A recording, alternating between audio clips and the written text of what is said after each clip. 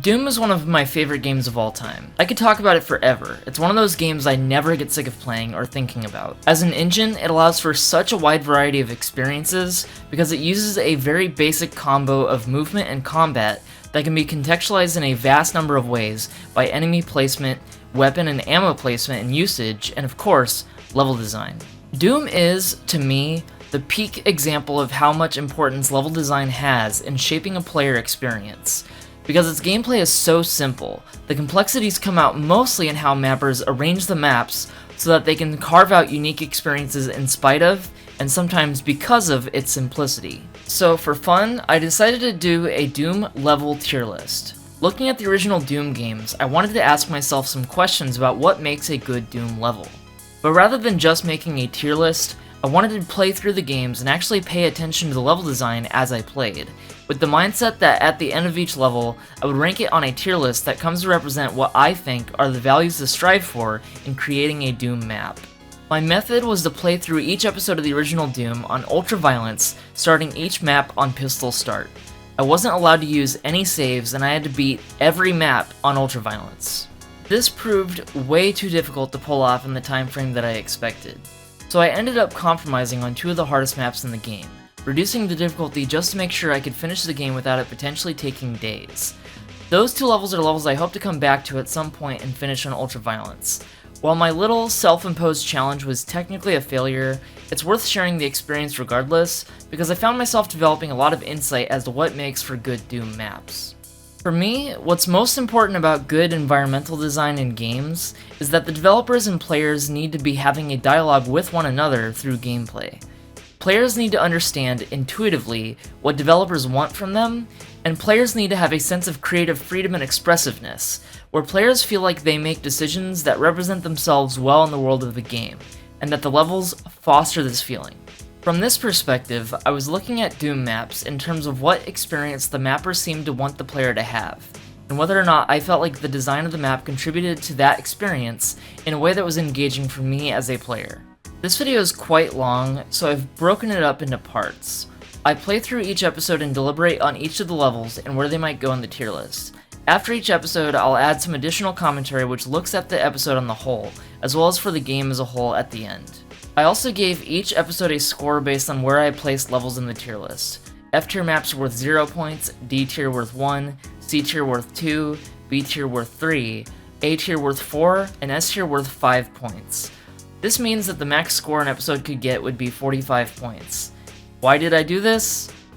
Because I wanted to. So let's begin with episode 1, Knee Deep in the Dead. I have a thing about Hangar, which is that it's like so iconic, and it's so, like, my memories of Doom are defined by this level, and I've been playing this game since I was literally 2 years old, so it is forever seared into my brain. But the thing is, I don't love this level. Like, I've never been that excited by it, but I'm gonna give it a shot. I mean, it functions great as a first level, and that's kinda... It's hard not to take into consideration the fact that 3D gaming was very new when this game came out. So, like, establishing a 3D space was something that the first level had to do really well. As, like, an introduction to 3D gaming, it's absolutely impressive. Alright, I don't know. It might be controversial, but I have to rank it. I have to rank everything. I'm gonna rank each one right after I finish it. I'm gonna put Hangar in the B tier. It's iconic, but I think a level needs to be more than iconic to make it to S tier. Like, it has to be, like, designed in, like, a absolutely immaculate way. Yeah, I'm calling that a B tier level. It's a very good starter. It's a great opener, but it doesn't really do much other than introduce people to 3D, which is important, but doesn't mean that it's one of the best levels. Okay, nuclear plant, are we? Yeah. I like this level a lot. I have very vivid memories of this level. I'm gonna talk about it. Okay, this little room has been seared into my brain forever. That's where you first pick up the shotgun, and when you play on easier difficulties, I don't think you can get a shotgun in the first level. And so for me, that was like a revelatory experience, finding the shotgun in that little room. And it is, you know, the most iconic weapon in all of gaming, so, like, that, like, find is so important to the entire franchise. And I think that they did a good job with placing it where they placed it, where it's like, it's not a secret, technically, but it feels a little bit secret, especially when you're a little kid. You don't really know how to play games that well. Plus, this is like one of the first ever first-person games, so even if you were an adult at the time, it would still be a little fresh and a little new. But anyways, so out here, I remember as a kid, this would open, and you could go out. I remembered that, but I didn't know how to do it for years after discovering it. And I don't know if I like used cheats to open it or what, but it's just here. And I like this. I really like secrets. I think one thing that's gonna like really show up a lot in my ranking is that alternate paths, secret paths, and secrets that lead to more gameplay is always gonna be like a thing I put really high. Like the fact that you can get the chain gun early here is awesome, but also the fact that you have to actually fight some new enemies to get to it, and it's not just like you open a secret door and there's a backpack. Like that's not nearly as fun as like that feeling of like the feeling of like uncovering a part of the level is to me goated. So that will be worth noting. Okay, so classic. You can go this way and finish the level, or you can go this way, press a button, and boom, a whole new section of the fucking game. Yeah, I also like forks in the road. For a maze game, you really want that, and this is, at its heart, a maze game. Famously, they've talked about it in interviews, the light here is not done by creating shadows with like actual ambient lighting, but it's literally just geometric shapes where they change the light values. So it's like this segment here is a line depth that like actually segments it so that the lighting is different once you cross into it, and that's why it creates this feeling of lights being cast into shadows. And I think that's like the vital part of making a Doom map. I've made Doom maps, and the key to making a great Doom map is you have to understand that like atmosphere is a big part of what makes a Doom map feel like you're in it. And they really pulled this off really well, and I think what they really did great was having the light sources in the distance be flickering, so that it, even though like this is technically just geometric shapes with light values, those flickering spots makes it feel like the darkened areas are like part of like a facility that's falling apart. And it really, it's like atmospherically this part of the level is really good. And especially if you played the shareware version, which is what I had as a kid, it's like, this to me is like the true introduction to Doom. The first level is the introduction to like 3D gaming as a concept. Oh fuck, I forgot to do pistol start on this level. I have to start over. How do I start over? Oh shit. Okay, I can fix that. Okay. Starting over, pistol start. Doom, okay, so I don't know if people relate to this, but Doom is one of those games that's permanently on my hard drive. Like sometimes I put games on an external hard drive, or sometimes I uninstall it after a while, but there's some games that I have on my like board no matter what computer I'm using. Like if I get a new computer, or if I have a switch from desktop to laptop, there's one game installed on, well, there's a few games that are installed on all of them. And for me, the main two are, well, Doom 1 and 2 is one game, basically. Doom and Dark Souls, like the first Dark Souls. Like, I always have to have Dark Souls on whatever computer I'm using, just in case I want to play it suddenly. And same with Doom, it's like I always am about to want to play Doom.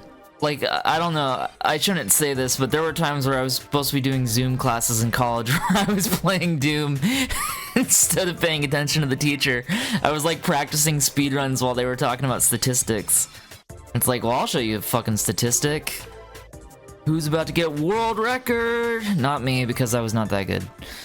Yeah, I love this area of the map, and I already think I know how I'm gonna rank this. This is awesome. The fact that there is a shoot. Okay, so I have to make a point about this. So there are 3 ways to open doors. There's walk over a line def. There is press a button / press the door itself, and then there's shoot the door. And shooting as like a thing that you can do to open specific doors is a thing that I don't remember when it gets introduced like formally, where it's like you have to do it, you have to use it, but like the whole intention here is that you're supposed to not know this is here. So let me go around. Okay, so the expectation is that the first time through you're just gonna go around and keep going that way. There's only a minor indication here of a secret, and the minor indication is the blinking light and the fact that there's like space between the wall and the light. So then you go up to it and oh, elevator, cool. Oh shit, secret health, awesome, right? But then you see in here and you see that, and that's the hint that there's more to this level than you think, and that if you come back somehow you can get over here and get that chainsaw. And the chainsaw is one of the greatest secrets in all of gaming. That right here is one of the greatest secrets ever put in a game. And the fact that you have to shoot over here to open a secret door, there is a minor indication with the items here that there might be something here, but they don't tell you to shoot it, and you might not even know until far later into the game, maybe even playing the second game. I'll have to see when shooting a door to open it becomes like a non-secret. I don't know if they ever make it a non-secret, I don't remember, but like once you find out you can shoot things to open them, that's when you can kind of have the mindset of like, oh, like maybe I can shoot, you know, over here, nope, over here, and then like if once you figure out that you can shoot this, boom, access to this secret room from before. And if you played this game growing up, you probably saw this chainsaw and never knew how to get it. And obviously you can use cheat codes. I use cheat codes often to get the chainsaw, so I knew how to play, like how to use it. But the discovery of the chainsaw is like one of the great moments in all of Doom. And the fact that they hide it in a way where you're gonna be more likely to come back around the second time and play through the level again, trying to get the chainsaw, looking around everywhere, trying to figure out how to get it. That's awesome. Like, that is great design. Also, another secret here that's also pretty fun design. I really like this just for a purely, like, emotional thing, which is that it's a lot of fun when there's, like, a space that seems like it exists just to be a platform for enemies, when you can be there too, where it's like, I'm one of you now, bitch. It's like fun, it's awesome.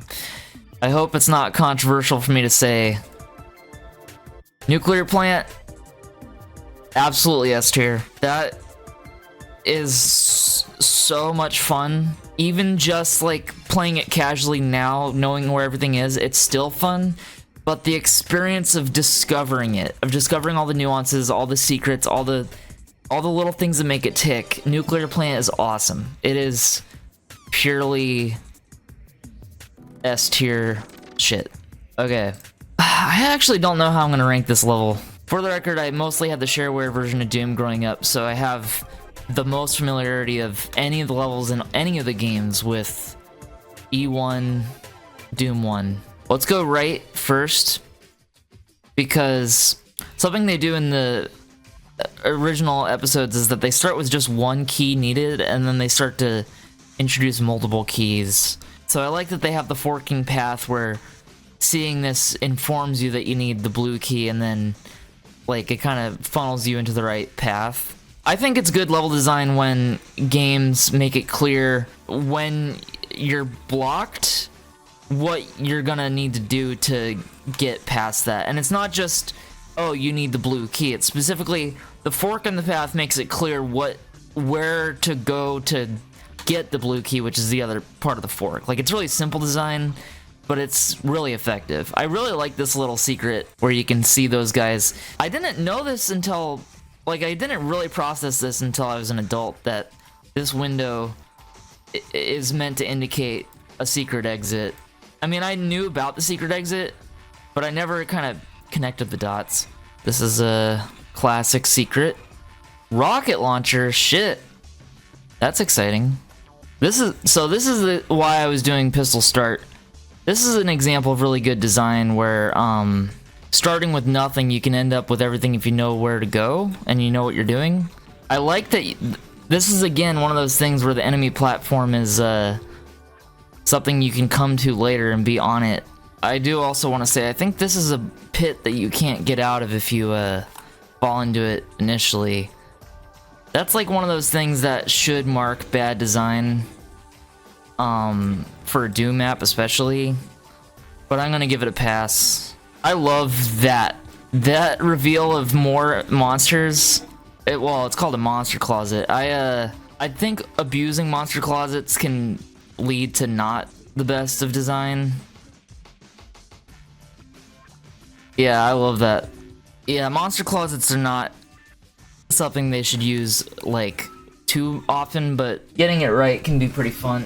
I'm between A and S on Toxin Refinery. I think I'm gonna put it at A because I can always change it. Sorry, I forgot to. Here, let's do that again. I'm putting it in the A tier. There, now you saw me do it. But I could end up switching it to S later, but I'm gonna put it in A for now. It's really good, but I don't know if it kind of has that novel quality of Nuclear Plant. It's just like not quite as good as Nuclear Plant to me, but it's still really good. Military base, first secret.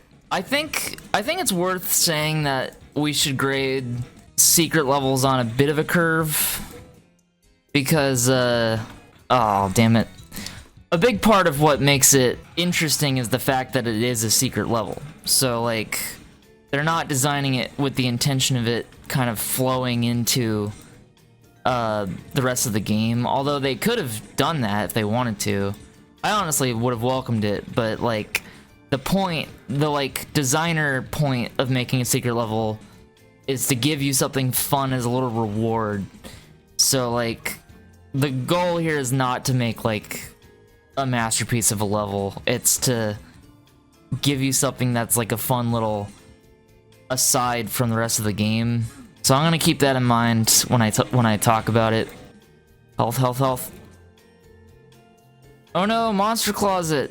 They gave me something good and they punished me for it with a monster closet. That's the most unexpected thing to ever happen in Doom. That's like the classic, and honestly, I like it. The classic move is to like offer this like awesome platform of great stuff, and then once you get it, you're like bombarded with enemies. This is the level that kind of introduced that, huh? I guess. And obviously, like part of the intentionality of this area of the game is to give you a bunch of good items and weapons and stuff for when you go back to the normal levels. So if I'm doing pistol start on every level, I'm not quite getting the full experience of the devs' sort of mindset when making this level. Military base. E1M9, technically? C tier. It's, to be D or F, it has to be more bad than good. And to be B and above, it has to be more good than bad. C, for me, means it's like, this is Doom, but that's all it is. It's like, you're shooting guys, you're running around, but there's nothing that makes the level itself special. This is just a gauntlet. It's just like a little battle arena. Those levels tend not to do very well for me because shooting a bunch of guys is not really what makes the levels special. So I would say this is C. There's nothing wrong with it, but there's nothing great about it. The fact that it's a secret level is the one thing that is great about it. But I don't think it's a very rewarding secret. Other than the fact that you get a bunch of weapons, I don't think it does a really good job of being like an exciting aside. I would say the Doom 2 secrets are better. That's where I'm ranking military base. Yeah, the point of doing pistol start is so that I have to see like how good the weapon placement is, stuff like that. Like if I start with nothing, can I become Doom guy or am I stuck? Like, did they do a good job with the resource management in the level design? Like, did they leave enough health? Did they you know, supply enough weapons and ammo, stuff like that. Usually, I find myself with pistol start being starved for shotgun ammo, and usually they kind of supply it via shotgunners. So that it's kind of like whenever you do pistol start, the first step you have to do is like kill as many shotgunners as you can to make up the difference for the lack of starting with a shotgun. Quake made a smart move to just start you off with a shotgun from the jump, but I honestly prefer it this way. Even though it can be annoying, it is fun to be deprived of like strength and you have to kind of find something.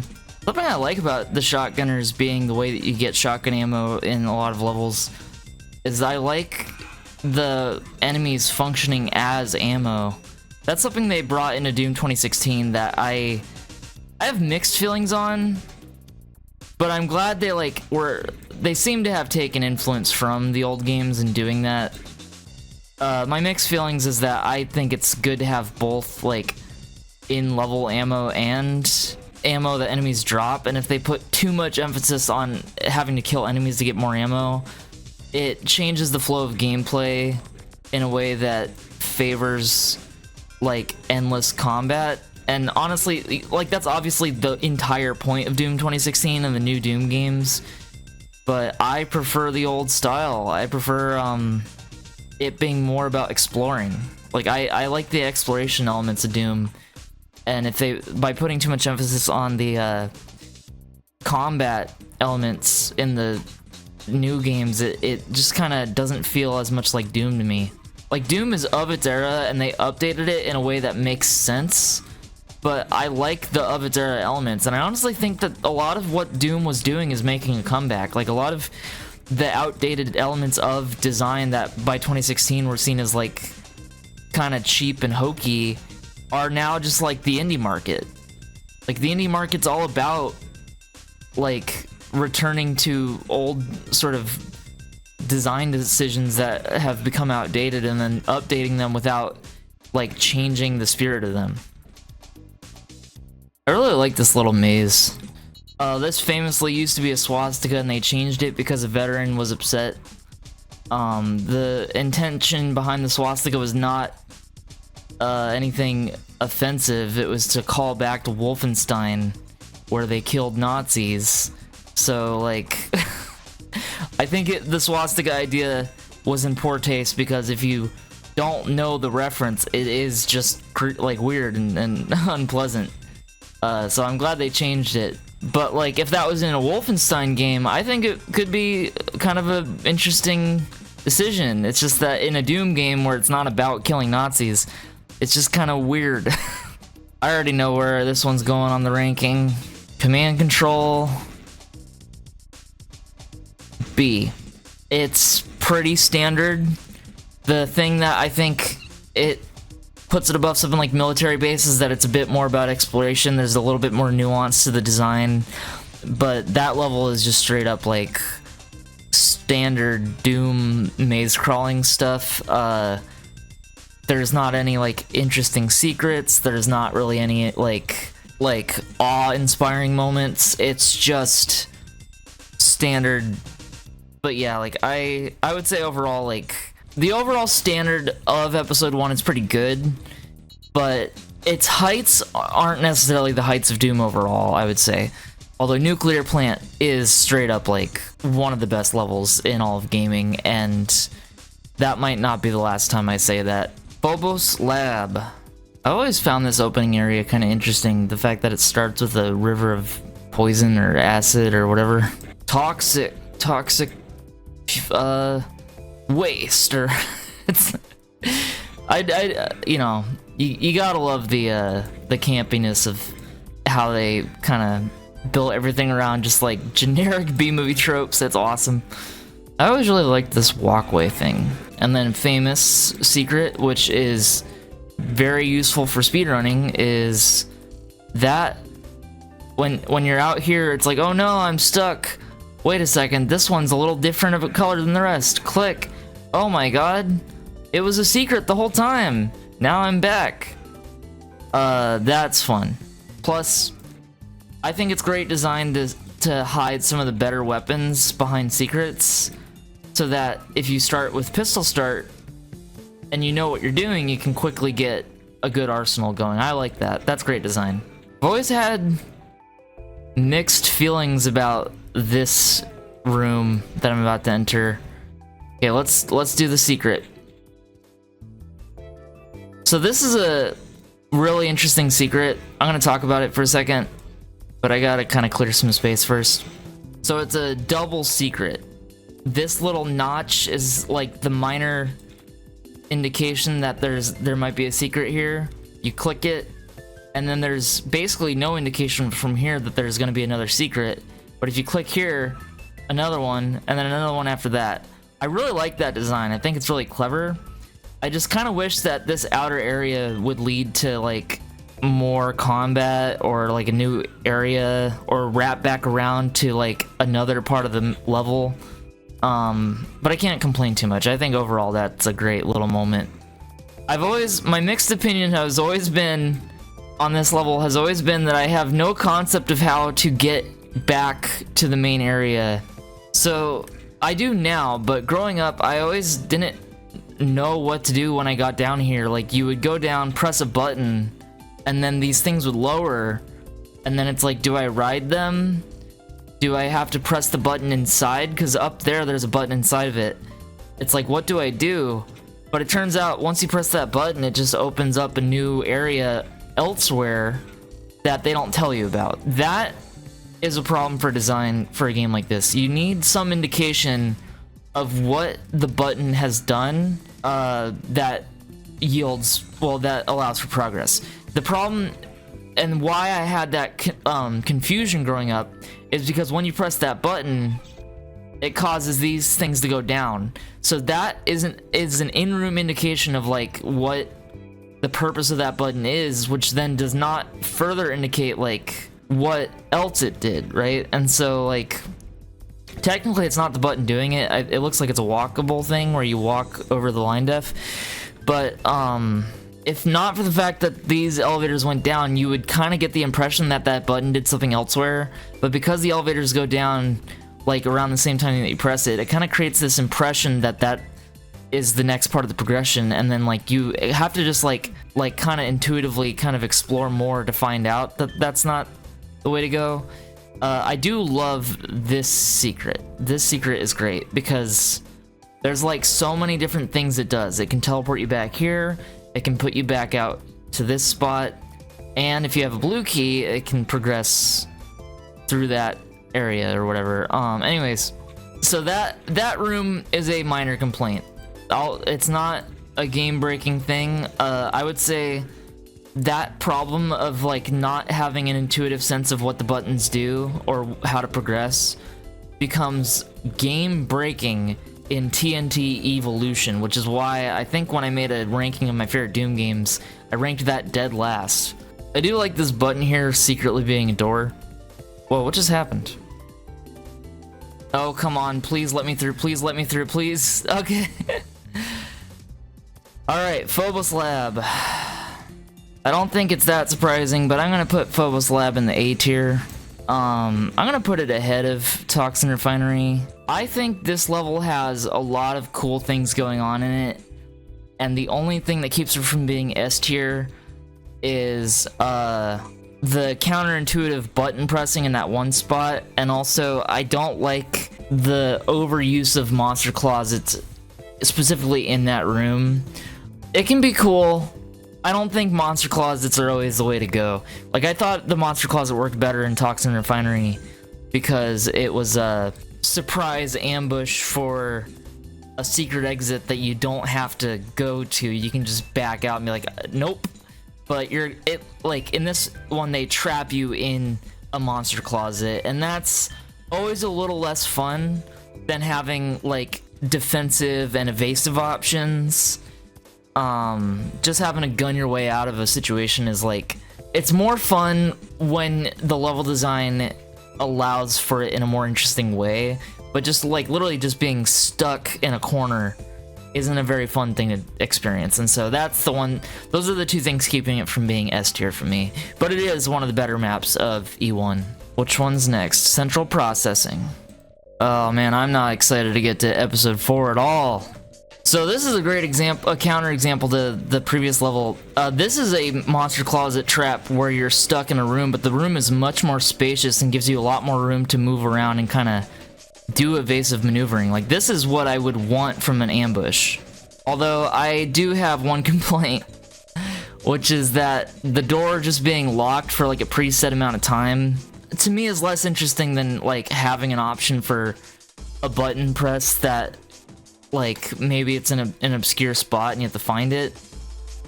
Because at least, like, with that, like, you don't have to wait an arbitrary set of time after killing them. It depends on how fast you kill them. I mean, the alternative, which I don't know if they could have coded it back then or not, but the alternative is just, like, have it be set so that you have to kill all of them and it just automatically opens, which they might have actually done. I can't tell, but I'm pretty sure it has a set timer. Because when speedrunning, it's like, I'll just wait around in the empty room and it won't open for a while. But that was typically, I was playing on an easier difficulty where there was less enemies in the first place.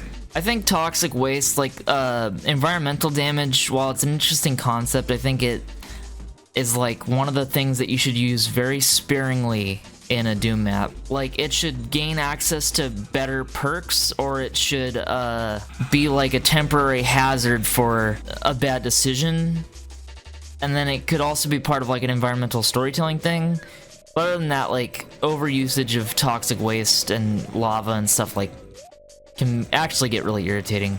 I'm generally not a fan of passive damage in games. I think it can work, but I think you have to be clever about it and not just think of it as like, well, this will make the game harder. It's like, harder is not the point.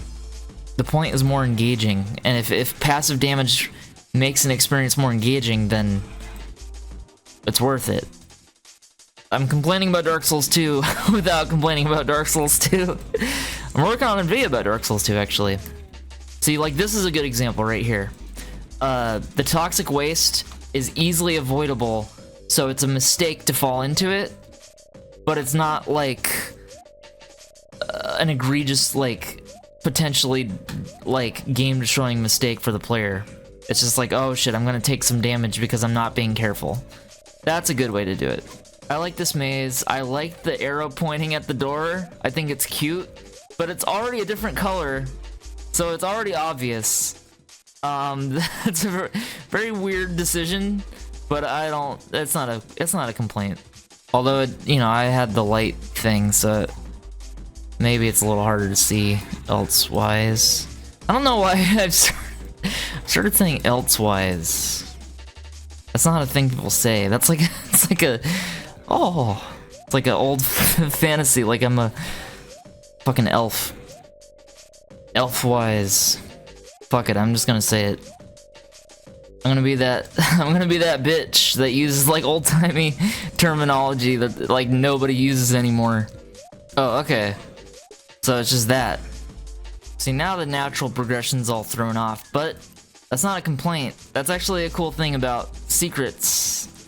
That's why I enjoy secrets that wrap back around, is because it's like recontextualizes the areas of the game. Coming back around and finding yourself at a different part is cool. Although I've never seen, so far I haven't seen any Doom levels do my favorite thing Secret can do, which is recontextualizing an area by putting you back somewhere you've already been, but then revealing things about it that are like new, where it's like maybe you like unlock a new area of a previous part of the map. I know John Romero has made maps like that. He did a redo of some of the episode 1 maps where he like did what he would have done if it were his map. But that, yeah, like that, his remake levels are pretty fucking good. And they're a lot better than the old maps, but he has, years of experience now where, like, I would not hold it against the old maps for being old. It's like they're the first ever Doom maps, It's okay if he got better over time. So this is another example of a monster closet that just pins you up in a corner. That's kind of not great design, I think. Central processing. Where am I ranking this one? I actually don't know. I think I'm gonna give it B. I think I like it more than Hangar. There's great things about it, but the monster closet at the end is kind of irritating. The overall experience is really flat, like literally flat. It's like there's not very interesting nuances of the layout. It's kind of just run through a bunch of flat plains and shoot guys with a couple interesting secrets and a good ambush encounter, but it's not like the peak of design, I don't think. It's like a fun map, but it's not a impressively designed map. Central processing. Next up is computer station. This is one of the maps I remember the least from childhood. I think I did not play through this map very often. I definitely played through everything prior to this pretty often. So something about pistol start is that not every map was designed with pistol start being a priority. Like a good map, I think in general a good map will create a path to getting better weapons pretty quickly. So like starting off with a bunch of enemies right in front of you with no way to get weapons except to kill more enemies is like a little bit not my thing. Like even just like making it easy to get past the enemies so you can like find a weapon and come back, like that would be a better design decision. Something I also want to do as I'm going through these games and ranking these maps is try to write down a list of qualities of like what works in maps so that eventually I can make my own maps, because I've made at least a couple maps before, but I want to like get better at it. I've always loved this little like computer spot. I don't know what it is, why it's here. Having that little gap where you can see the rest of the room, I love that. There's gotta be secrets in here, right? I feel like I've done this 1,000 times where I look around. I think there is a shootable secret. I think it's on one of these. Wow, I really am just thinking of a different game or something. I swear to God there's a way in one of these. Unless that's just a different WAD that I played like a fan game. Whatever. I know there's a way to get that soul sphere. That's a good example of like broadcasting a secret. You guys? See that's a good example. That's a good monster closet. It's an ambush, but it allows you to get away.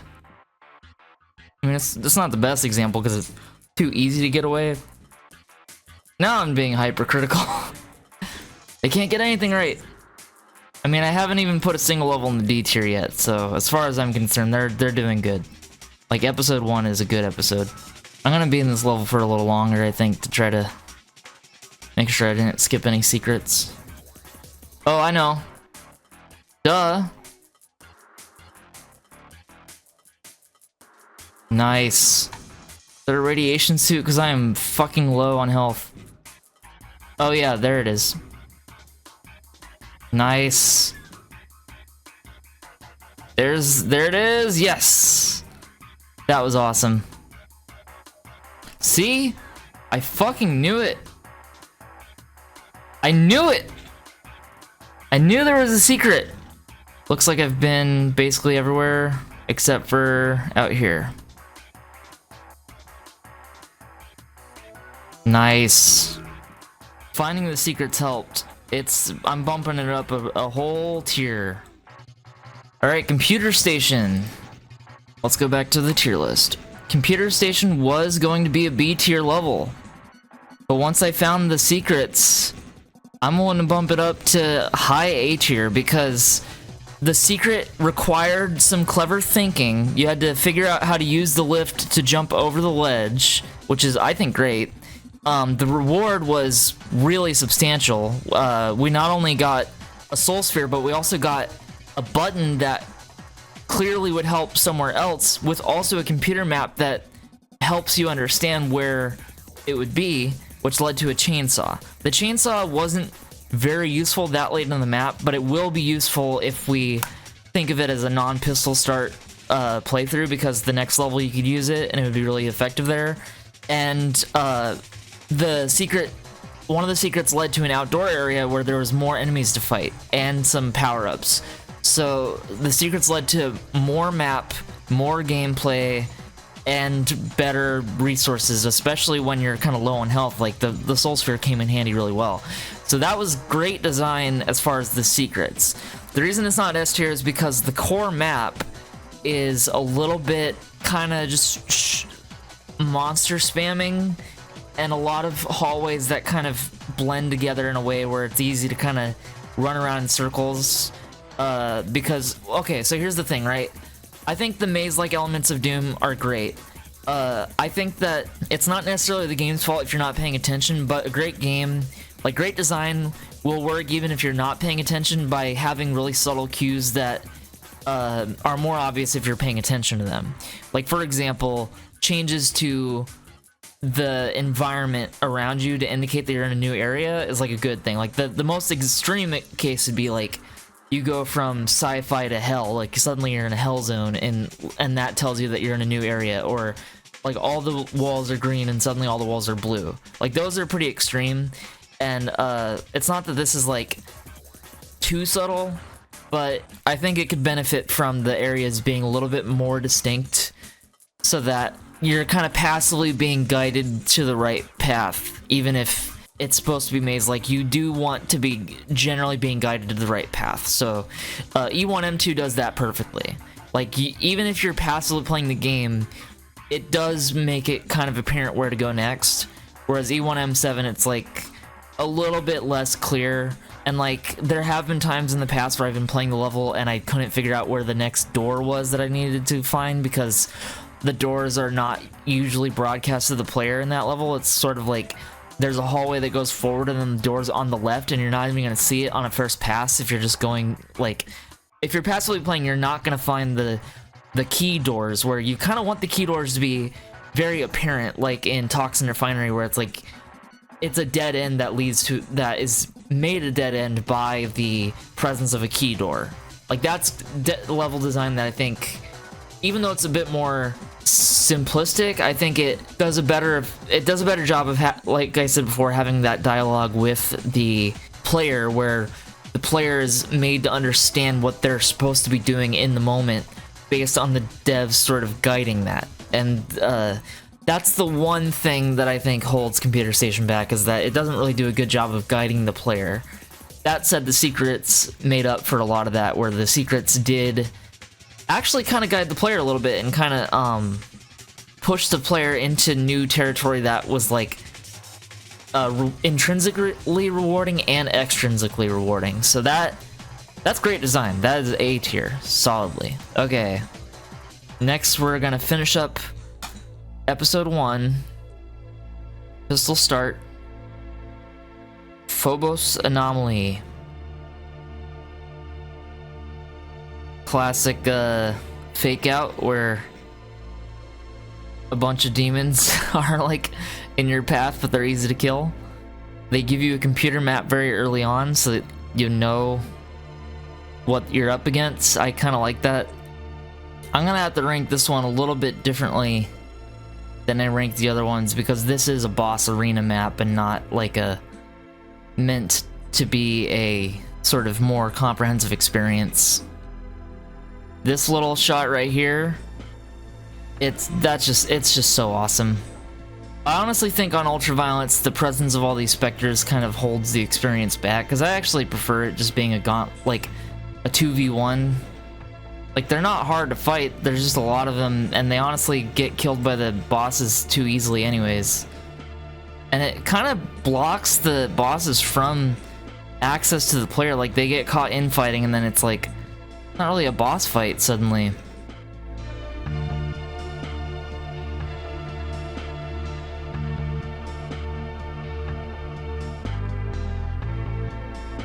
I like the skybox. I like the pentagram shaped boss arena. I think that's really fun. I think it's a pretty epic vibe being given off, and I'm gonna have to rank this as a boss fight and as like an atmospheric thing. I don't think it's fair to give it like a D or whatever, even though it's really basic. I think the sensible thing is low B, because as a boss fight, it is very engaging as like a narrative. Like the narrative of the boss fight is really good. The fact that it contrasts with the other levels, the fact that it's so like the initial demons that you blow up is like an ominous thing where it's like, this is too easy, what's going on here? And then there's this long hallway leading to a pentagram shaped arena against two bosses. Like it definitely tells a story in the way that the other maps kind of don't, and that's like good. And then as a boss fight, it's good if you play it on a different difficulty where you're not having to deal with the specters. I think the specters were a bit overkill. I would put it higher even with it being so minimalist if it were a little bit longer and if the boss fight were the culmination of like a longer level. But that said, like, it's not trying to go for that, so I can't hate it for what it did. I think it's a great set piece. But playing through it, it's like if you want to play through a boss level, there are better boss levels, fan-made, and I would argue there's better boss levels in the main Doom games. But it is like iconic. That is a meaningful factor when it comes to Doom. After replaying Knee Deep in the Dead for this tier list, I found that verticality is important to make a level feel more immersive. Broadcasting secret and future areas so that players have a mark for progression that, when they arrive in that area, will know that they've finished that progression is an effective form of communicating progress to players that entices players to keep going. Great secrets can weave between different areas so that expert players can use them for ease of access, but the best secrets are the ones that actually offer the player new experiences outside of the core area of the game, be it puzzles that have to be solved or new enemy encounters. Entire maps could be made out of the usage of secrets in Doom. The best map in Knee Deep in the Dead is Level 2, Nuclear Plant. What makes this level special is how each area feels really distinct from one another and offers a unique tone, from the run-and-gun outdoor secret area to the horror-like computer maze. There's also the fact that the level has a secret room, which reveals to the player the existence of another, inaccessible secret room that hints at the existence of the chainsaw. This moment is some of the best design in all of gaming, because it comes very late into the map as an already secret location, making it so that the player is likely to finish the level before finding the chainsaw, instructing players to come back for more. And when the player discovers the path to the chainsaw, it's far enough removed from this room to make it so that making it to the chainsaw is an exciting surprise. It's these little moments where Doom forms somewhat of a narrative. And this is exemplified also by the final level of the episode, Phobos Anomaly, which intentionally deprives the player of any interesting combat early on in order to build a sense of dread and anticipation, where the lead into the first boss suggests that something big is about to happen. Doom has a story, but the real story is the levels themselves and how they make the player explore the world through these little moments. The game uses player psychology as its primary narrative, and Episode 1 shines in this regard. The final score I gave Knee Deep in the Dead was 31 out of 45 points. This puts Knee Deep in the Dead technically in second place out of the episodes, though I'd argue that Knee Deep in the Dead is, overall, the best designed episode of Doom 1. It just doesn't have the most S-tier maps. We'll have to see what does. Next up, Episode 2, The Shores of Hell. Okay, we're on to Episode 2, right? I love the inverted cross to start the level off. I believe it can damage you if you stay inside of it. Yeah, that's a little detail that I love because it's never gonna really matter, but it's a little storytelling thing. Like, that is great, where it's like the evil of the inverted cross is literally passively damaging you to like indicate like this is the work of the devil. I love that. That's great. We got a hint of sort of demonic stuff in that one secret with the like star pentagram shaped thing that teleports you, but this is the first time that we start to get more satanic imagery in the actual core game. It's starting to tell a narrative where as the game goes on, it like you're kind of sliding into hell, so this is like part hell, part like military base type stuff. And I like that. I also like the blood. Oh, that's cool. I just realized that this upper area is where I was previously. And we can see it from the other side now. That's great. That's great level design from like a scenery standpoint rather than from like a gameplay standpoint. That's awesome. Oh, that's the first Cacodemon too. We love that guy. I like the very unceremonious intro where he's just there. Okay, Demos Anomaly 2-1. I'm gonna say mid A tier. So here's my thing with this one. Storytelling, awesome. The visuals, amazing. It is one of the better, like, so far, it's one of the best levels as far as vibe. Gameplay-wise, it's pretty basic, and there's no special thing that puts it over the top. But it's a really fun level, pretty basic, but it gets everything done that it needs to get done. I would just say if I were to put it in S tier, I would need it to have, there would have to be more little secret nuances that you can discover on subsequent playthroughs for me to put it higher. Computer Station had that, but it also had annoying things. E2M1 doesn't really have anything bad about it, but it doesn't have that thing that puts it over the edge. So for me, I would put it mid A tier, pretty good. Like one of the best maps so far, but not like top tier. Containment area. I like the shotgun here that we have to discover how to get it. That's great level design. I like broadcasting secrets where it's like, you know, you can come back and this will be accessible somehow, but you don't yet know how.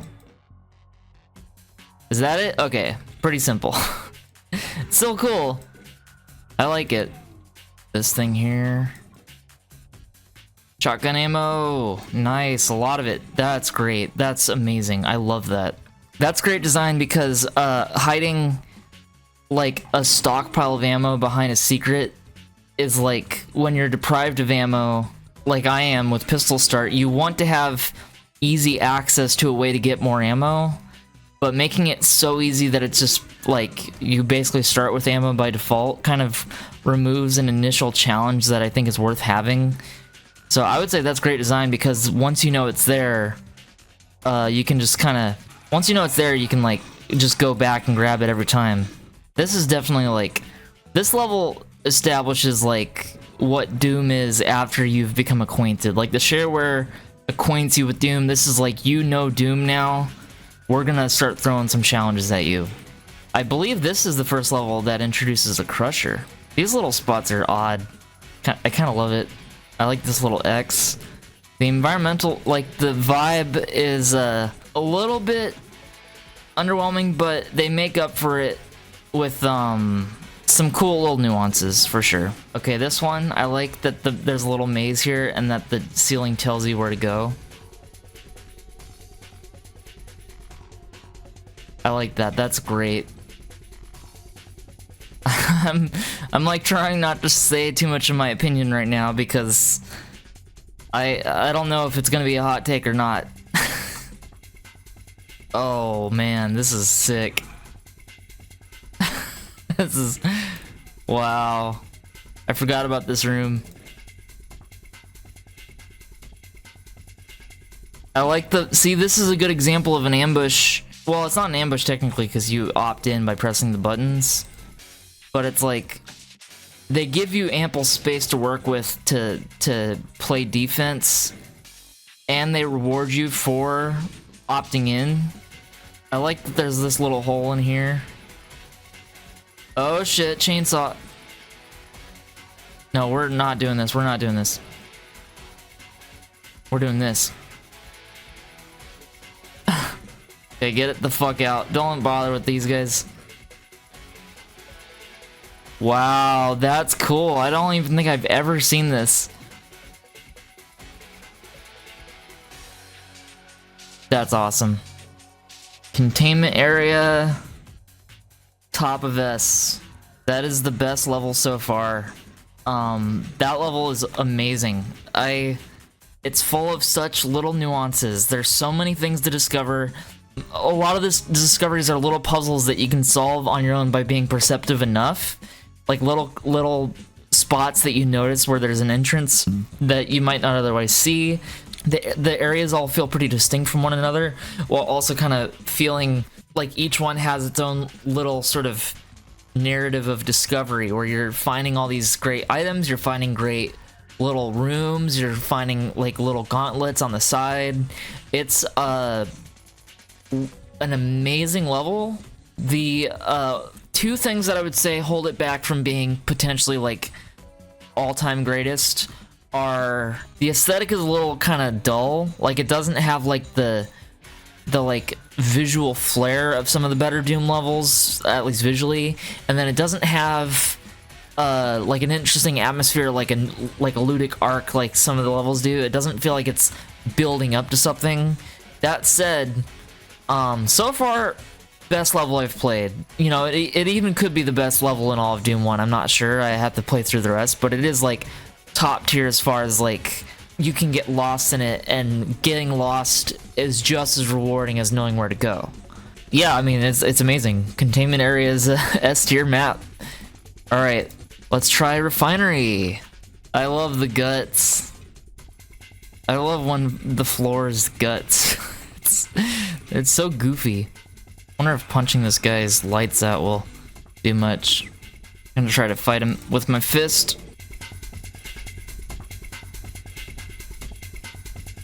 An optional Baron right after episode 1. I like that. Refinery. I'm gonna put it at the bottom of B tier. It's fun, but it's just like running and gunning. There's nothing really that special about the level design itself.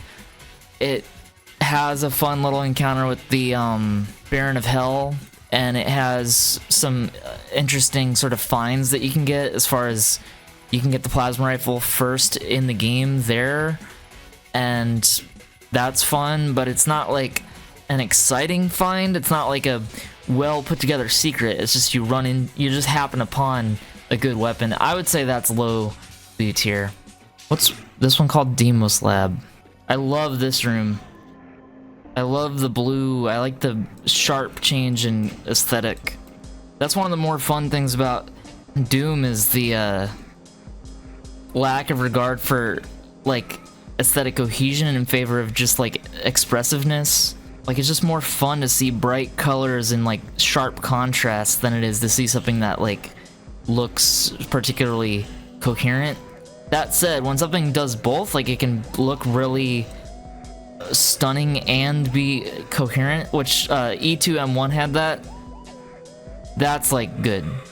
I like the amount of cacodemons. See, I like that sharp blue to red. That's great. Alright, we're doing it. We're doing the classic move. Get him in the crusher. There it is. He's a tough guy.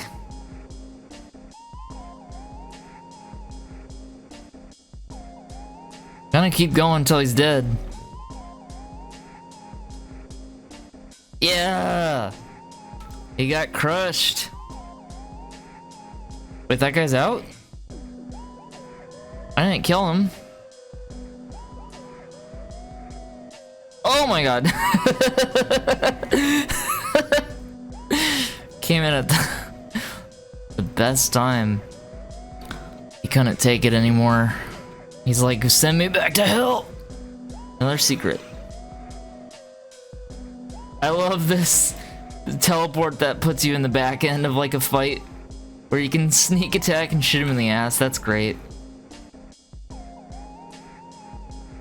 Okay, well that's not important. Oh my god, that sucks. I was at the end of the fucking level. Oh, I'm having bad luck. I don't normally pistol start. Okay, back to where I was. Okay. That's basically it. Dying at the end kind of soured me a little, but that I can't blame that on the level. That was me. I'm gonna have to think about it. I think as far as ranking Demos Lab, I think I'm gonna go high B, because it has a lot of open areas, which I appreciated as a change of pace. I like the aesthetic choices. I like the gamey stuff, like the crusher. The secrets were a little bit fun. I would not say they were like super special, and the arc of the level is not the most exciting thing. I like the amount of cacodemons. I liked it more than central processing. I'll say that. I'm willing to say that, yeah. Alright.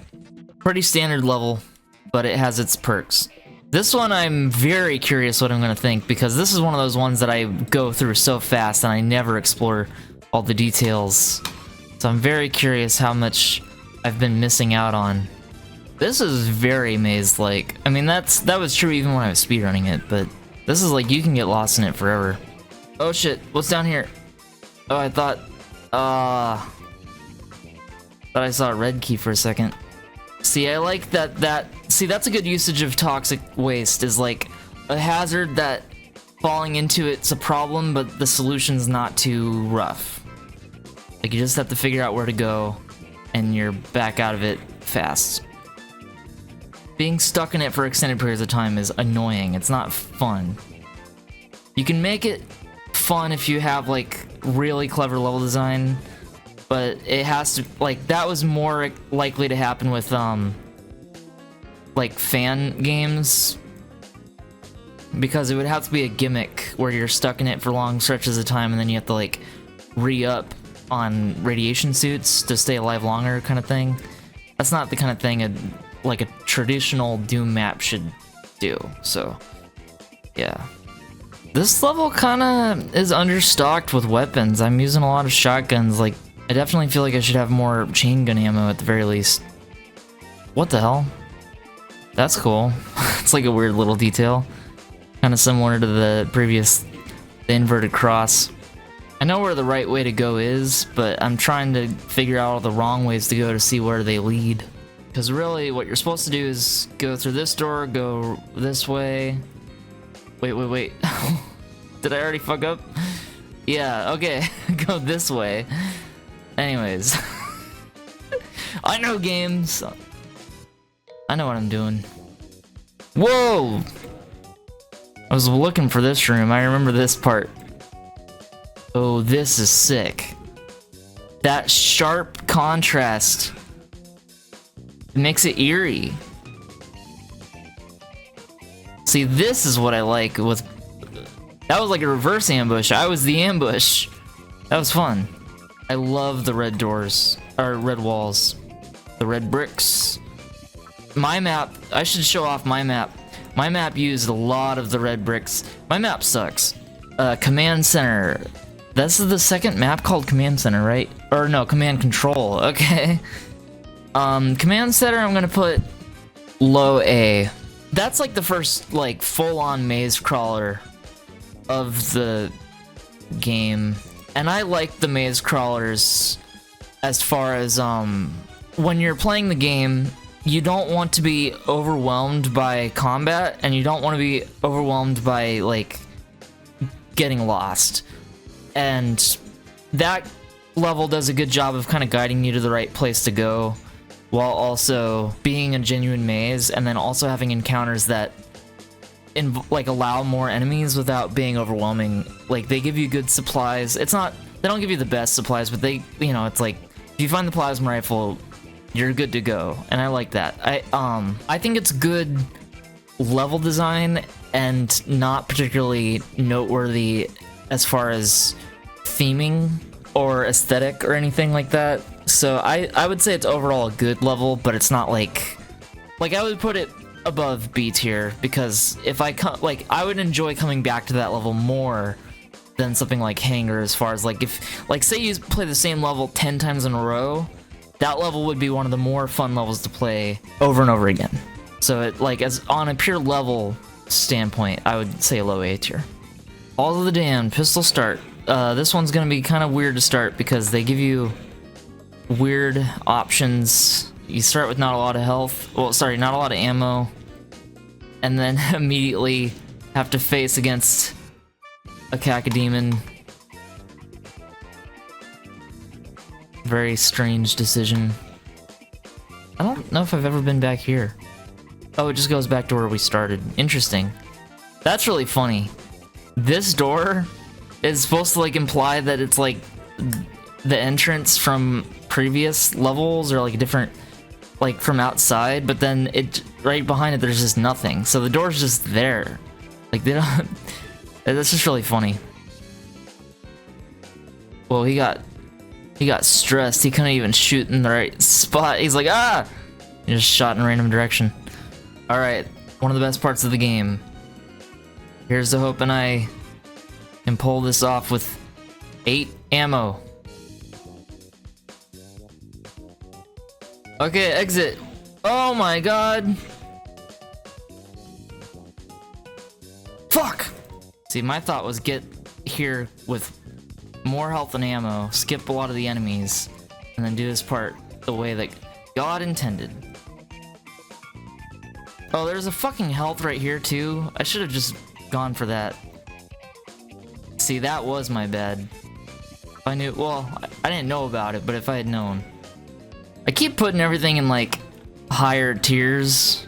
The thing is, I'm not grading it on a curve based on like the median being C by default, where it's like, oh, this is the most like middle of the road Doom map, so I'm putting it in C, and everything that's worse than this map is D, and everything above it is B. It's more like how I feel about the map independently of the overall quality, where it's like if every level's great, every level's gonna be in high tier. So because Doom 1 is relatively consistent in quality, a lot of these rankings for the first few episodes are going to be higher, and then I'm sure we're going to start to see some lower rankings when we get to episode 4. What am I looking for? Yeah, red key. I like naturally went the right way, even though I like my speedrun instinct is just to go the way of the speedrun. So when I'm like not paying attention to what I'm doing, I'm just naturally aiming towards the fastest way out of the map, which is really funny. Okay, we just gotta go. I love this part here. That's a nice little touch. I love that. Okay, Halls of the Damned. It has, okay, I'm gonna put an A tier. It has that amazing little fake out. The fake out is one of the best moments in the entire game.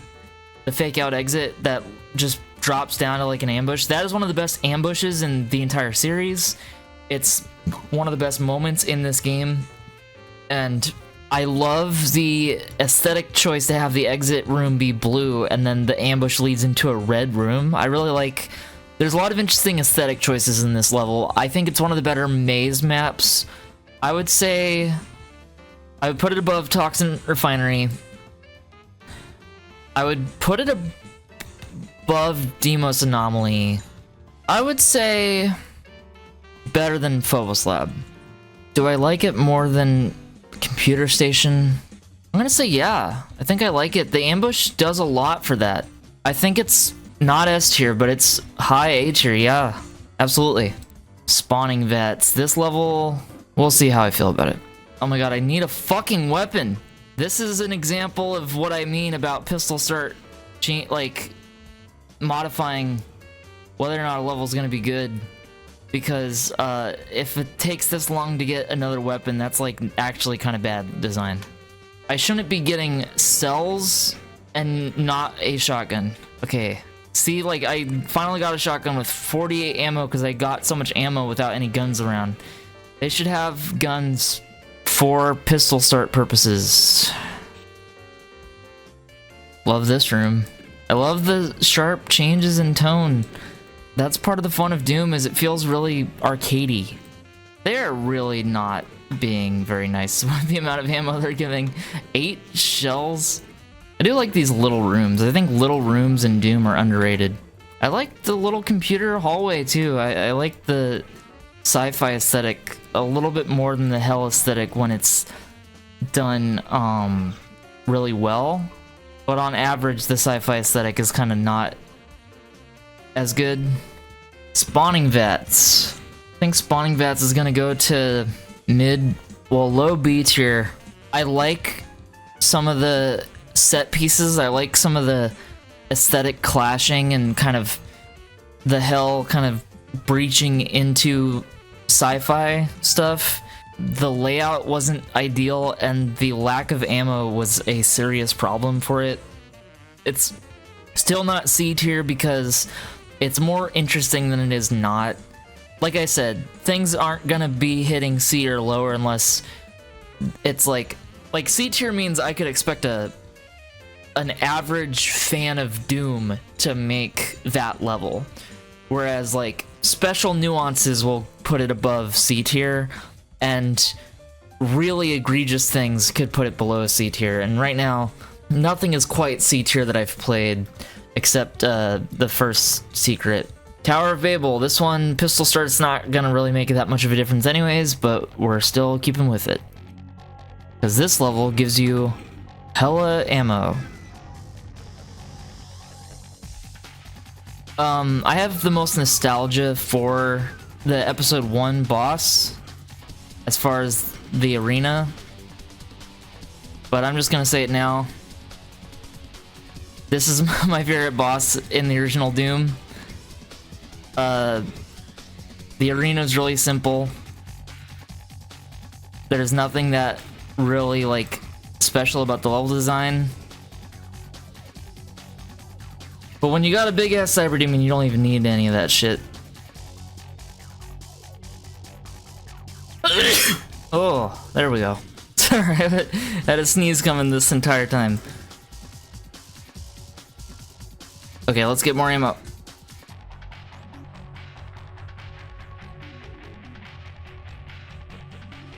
Alright. Okay, Tower of Babel. I'm gonna say above Phobos Anomaly as a set piece. The level design of E1M8 is a little better, but I'm gonna have to put E2M8 up because level design is more than just the layout. It's also the encounters, the enemy encounters, and how they contextualize that with the level. And this is just a big ass arena, and it's the first time we get a big ass arena in the whole franchise. And I'm gonna say a big ass arena. Would I have more fun playing this than Hangar if I played it 10 times in a row? I would say yeah. I would say I would put it above Central Processing. I would not put it above Demos Lab, I think. Okay, let's see how this one fares. Already loving the Baron spam. Daisy the rabbit that got retconned to be his pet rabbit or whatever, and I saw people on YouTube comments like mad about it. It's like the game came out 30 years ago and you're mad about a change to the lore that happened 29 years ago. It's pretty funny. I don't really care if the rabbit is his pet or not, but I appreciate the nerdiness of those who do care. I'm gonna let them infight. Fuck it. I just want to get through. Nice, I did it. Oh, there we go. What? Blue key? Red key? This is funny. This is a fun little gimmick. Oh, that's the whole level? Wow. Alright. There's a first for everything. That's going into the D tier. Other than that little gimmick at the end, it is a very lazy level. That wasn't very good. I knew I wasn't gonna think it was one of the best, but I was actually caught off guard by how much of a nothing level that was. The Shores of Hell is when the level design starts to get more playful. Rather than focusing more on creating semi-believable environments as the top priority, it begins to become a secondary priority to ideas that border on breaking the fourth wall. The inverted cross in E2M1, the fake exit in Halls of the Damned, the introduction of Crushers, these are moments where the idea of a cohesive sci-fi world fall away, and it becomes clear that the devs are having fun alongside the audience. This playfulness sacrifices cohesion, and sometimes that can be a deliberate choice that works, but other times it results in the game feeling like a generic series of mazes and traps. In spite of this, the map that I ended up rating the highest out of the entire game, to my surprise, was E2M2, Containment Area. It wasn't because the level told a story or had a deeper sense of atmosphere or pacing. It was just because every last spot in the map hid some interesting diversion that the player could easily get lost in and get rewarded for it. This tells me that one of the keys to great map design is to make the player feel as though there's always more to discover, always more to explore, so that the player feels like staying in the map for longer isn't wasting time. A great Doom map should always make the player feel like they have at least some good reason to not rush their way straight to the exit. The final score I gave The Shores of Hell was 30 out of 45. Just 1 point below Knee Deep in the Dead, Episode 2 is still of a generally very high quality and has about as much replay value. Next up, the finale of the original release of Doom, Episode 3, Inferno. I love this start to E3 with the Hell skybox and the guts, and it just very much communicates that you are now in Hell. So what's interesting about E1 versus E2 and E3 is that the levels, the opening areas are different. They have kind of different functions. In Episode 1, the hangar functions as like very minimal, like the level design is pretty standard kind of atmospheric stuff, and then there's not a lot of enemies. Whereas in Episode 2 and 3, it becomes kind of just a gauntlet. Like, it's much more combat focused and much more linear. And I think that works. I think it tells a story of, like, the descent into Hell, that it becomes more and more difficult, more and more combat focused, more and more linear with each opener. I would say, so far, Hell I would put it above Hangar as far as intros, and I would probably put it below Central Processing. So right there is pretty good. It doesn't have the sort of exciting visual flair of E2's intro, or I don't know, it's more just a run and gun. And that is enjoyable, but it just doesn't impress me the way that E2M1 does. I would say it's mid B tier. I like it more than Hangar as a level experience, although I think Hangar is a more interesting layout. So for me, I would put Hellkeep above Hangar as far as would I rather play it. So right about there. Also, Zero Secrets. I probably should have explored more. Okay, here's the one. Here's the one that's shaped like the hand. Yeah, in Ultraviolence, this is going to be greatly affected by Pistol Start. I'm going to start by trying to kill all the hit scanners. This one is kind of crazy. This one's really hectic. I know where the right way to go is, but I need ammo and I'm trying to explore. I already died. They knew what they were doing with the scarce ammo, though. I think there's an intentionality behind it. Wow, that was the easiest secret ever. Wow, look, it's a hand. Oh, that was the end. Okay. I think I gotta give Sloth of Despair a hand. That's my joke. Anyways, Sloth of Despair. Or is it Sloth? Sloth of Despair. I think I'm gonna give it there. I actually kind of like the scarcity and that it's kind of a run and gun sort of fight against resources. Even though I think on Pistol Start it's way more painful than not, I think it's designed in a way that makes it so that you can figure it out and you're not just kind of screwed by being under-equipped. That was the phrase I was trying to think of earlier. So yeah, I think that was high B tier. I would not put it above the Cyber Demon fight. Episode 3 is probably not going to have the heights of design. Pistol Start. I like that this one starts you off already under attack. That's funny and annoying. Especially for Pistol Start. Oh my god, Pistol Start on this map is horrific. Already dead. Okay, you can just run out really quick if you're fast enough. Okay, this one's gonna be run around trying to find ammo as you're the first move. Nice, ammo. Lots of ammo, not a lot of guns. I would like a gun. That would be awesome. Shit. Okay, this way. Come on. Oh my god. I now know why they call this level Pandemonium. Okay, round 3, third attempt. Let's try going this way. I think there's a shotgun over here. Nope, it's on the other. I'm already fucked.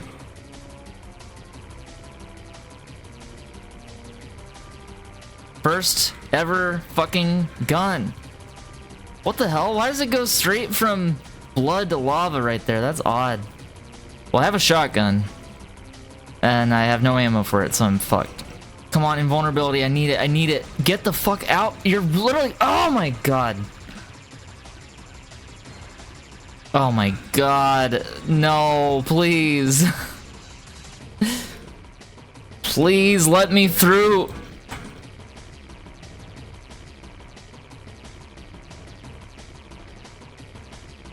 I didn't know Lost Souls could use the elevator. There it is. Oh, come on.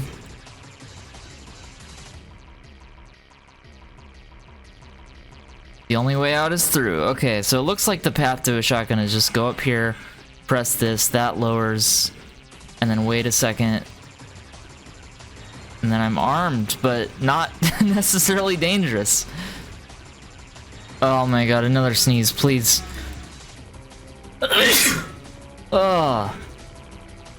I don't know why I'm sneezing so much lately. Oh, jeez. Jeez Louise, I feel the sneeze. Oh, fuck. Oh my god, no, no, no, no! Oh. Thank god, yes, yes, yes! What? That's bullshit. They blocked my path because of hit detection. Wow, it's over?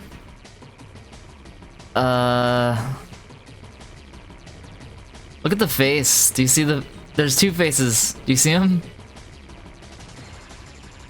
Over there and then up here. Can't really point them out.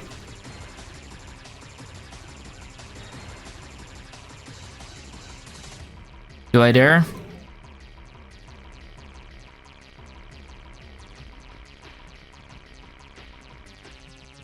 I dare. Wow. What's over here? Nothing? Another guy? I don't need to fight that guy. I already fought his brother. That's a wound that'll never heal. Alright, let's finish it. Maybe a hot take. I'm putting it in S tier.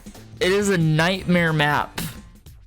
But why I'm putting it in S tier is because this is the first map that I would describe as like a frantic map.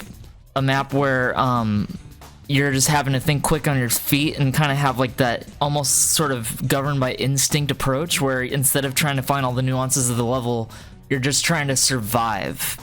But the reason why it works is because survival naturally puts you into new locations that are both more danger and more resources. So the result is that you're kind of running around trying to figure out where to go and trying to figure out how to stay safe and like how to get ammo and stuff like that. And then you're accidentally making it harder for yourself as you're finding stuff. So the result is that like you have to think very quick on your feet and you also have to think strategically at the same time. And the balance is really good. The only reason I can't put it above Nuclear Plant is because Nuclear Plant has that like all-time great moment of discovering the chainsaw and that thing of like you see it through the window and then you can get it later and you might not even know how to get it until you've played the game several times over. But Pandemonium doesn't have any like all-time great like set pieces or sort of like a narrative thrust, but as like a frantic map, I love that there's all these clever little ways in which it kind of snakes you through it into like new areas that present new dangers and also give you new benefits for it. It's a very good run and gun map while also being very, like, it's the first Pandemonium map. It's the first map that's like just get through it instead of like having like any plan. It's just like I have to stay alive. This is intense. I thought it was awesome. I mean, in spite of being annoyed by parts of it, that just made it more fun. I don't know, it was awesome. All right, next up is House of Pain. First things first, get a rocket launcher, huh? That's a good little piece of environmental storytelling almost, or like it's a good little. It tells a story of what to expect out of the level. It's like this is gonna be hard as fuck, so we're giving you something good immediately. I'm gonna go drop in and grab the invulnerability and see what I can do.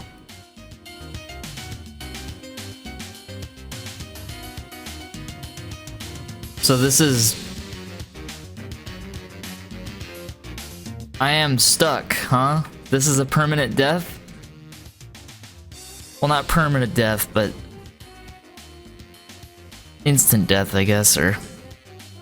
guaranteed, I guess. Wow, that sucks. Oh my god, why does there have to be a guy right next to me? Oh my god, there's no way. Blue key, get it. Oh, shit! Don't shoot those. Fuck! Now I'm screwed.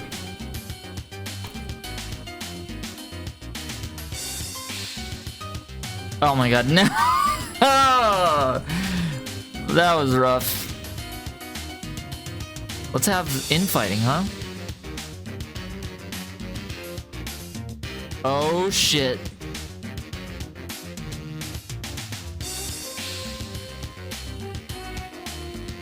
Nice. I only had one shot, but I used it wisely. Nah, I'm not going back that way.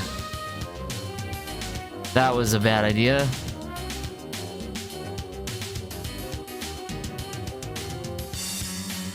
Don't corner me, please. Please let me through. Please let me through.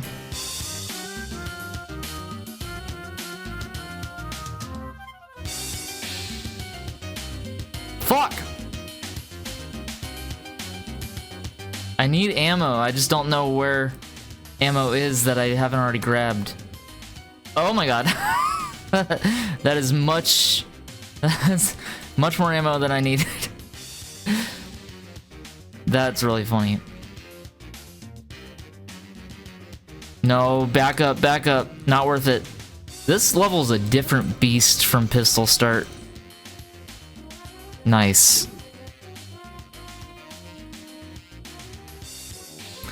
House of Pain. I'm gonna go as high as A tier. I think I like that one quite a bit, actually. I think I'm gonna put it... I think I liked it more than Halls of the Damned. Okay, top of A tier. Sure. I guess that makes sense. That one was hard and kind of annoying at times, but there's an element of... like, from Pistol Start, it was really fun. I think it did a good job of giving you enough resources to go, but it's, like, not quite the frantic masterpiece of Pandemonium, but it is a level that, when you play through it, you're a little bit overpowered at all times, but there's workarounds that allow you to keep going. I thought it was really good. Unholy Cathedral. I like the aesthetic of this level. Here, this one opens with that. That's like one of the weirder opening things. It's not too hard to figure out, but I wish it was more apparent that you're supposed to walk through it. Okay, I have to be really careful in this area. Oh god.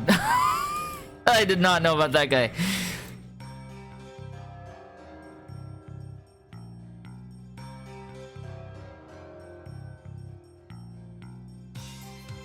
You can tell I mean business with this tier list because I saw the exit and I skipped it because I need to see as much of the map as I can.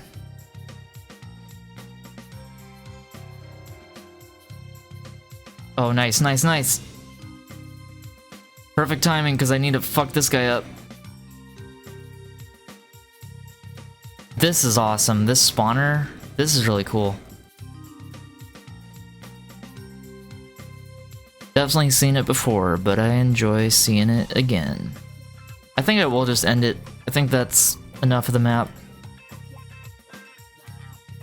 Unholy Cathedral, I'm willing to say high B. I think I enjoy elements of it, but it's not the best maze map. The teleporting is not a mechanic that I think they should have stuck to so intensely, and they're starting to fall victim to the problem of Baron spamming. I think that level is fun, but I would not put it above Slough of Despair.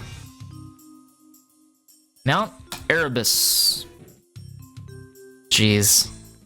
I'm gonna try to snake around him.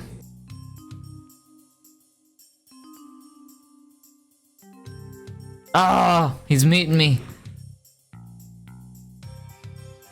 Whatever I'm doing, he wants in. He wants all the action. Oh, jeez.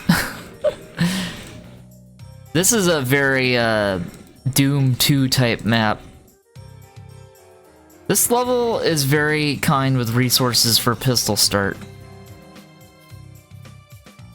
Yeah, this is the first monster spam level. Not a problem. I like those levels, but I think that they shouldn't be the bulk of any fan wad. Forget where the...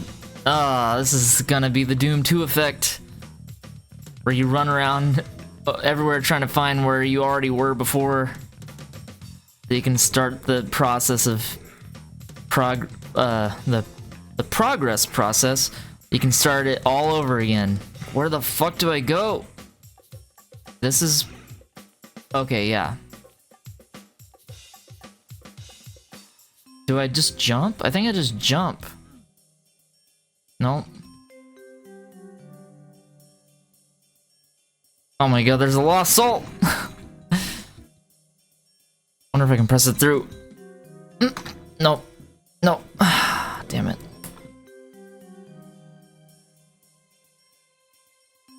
I don't know if that was what I was supposed to do, but fuck it. That's what I do. 100% secrets! Damn, I roasted that fucking level. Alright, Mount Erebus. I'm gonna say B tier for sure, because that getting stuck, I'm gonna put it above Unholy Cathedral, but it has the Doom 2 problem of the where the fuck do I go endless loop, and that's something that I haven't really dealt with in the other maps so far. The previous map almost did that, but thankfully I found the exit pretty naturally. So yeah, Mount Erebus. Mount Erebus goes into the B tier. So far, nothing really bad. Alright, let's do Warrens. Now this one, where I rank this is gonna depend heavily on how it compares to the other version of this map. Alright, here we go.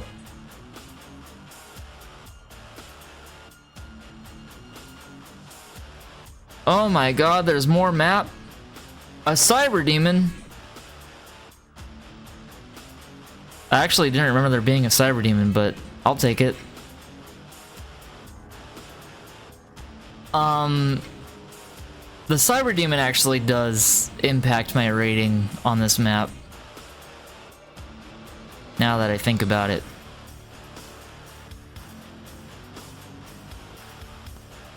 Jeez, I laid into that guy and still didn't kill him.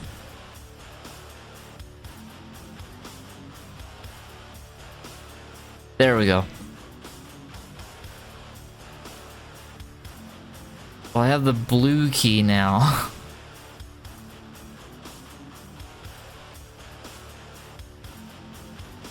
Yeah.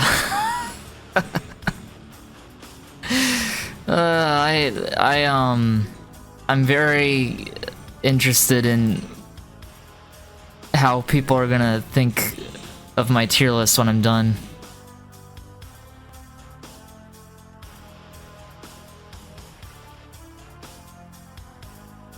Oh god. That's not good. Fuck! Wow. Brutal. Okay, let's try to race through it. Maybe even skip the cyber demon? Is it optional? It might be optional.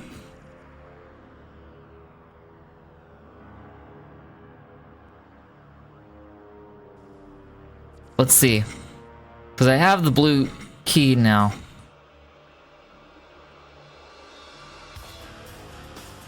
See, this is why I wanted to make it through fast, is because then I'm invulnerable for fucking these guys up. Oh, there we go. Wow, I have opinions on that one. Warren's S. That was awesome.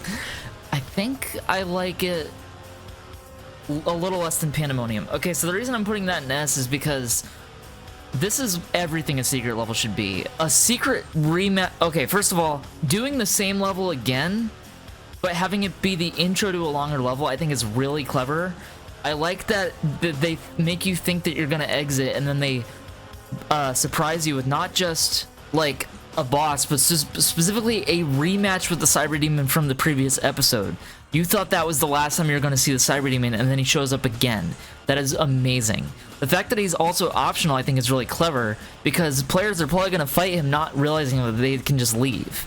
So, and then the fact that you backtrack through the whole level, but every room is now changed and it has become more difficult, is really clever. And then it all culminates in like a final sort of surprise showdown with a bunch of hit scanners that can decimate you if you're not careful. And so like it's one of those levels that benefits from replays, because you come in with foreknowledge that allows you to make clever decisions like what I just did. That is expert design. That is amazing design. That is one of the best levels in the game, full stop. Alright, what's up next? Gate to Limbo. Oh shit, that was a fun little secret.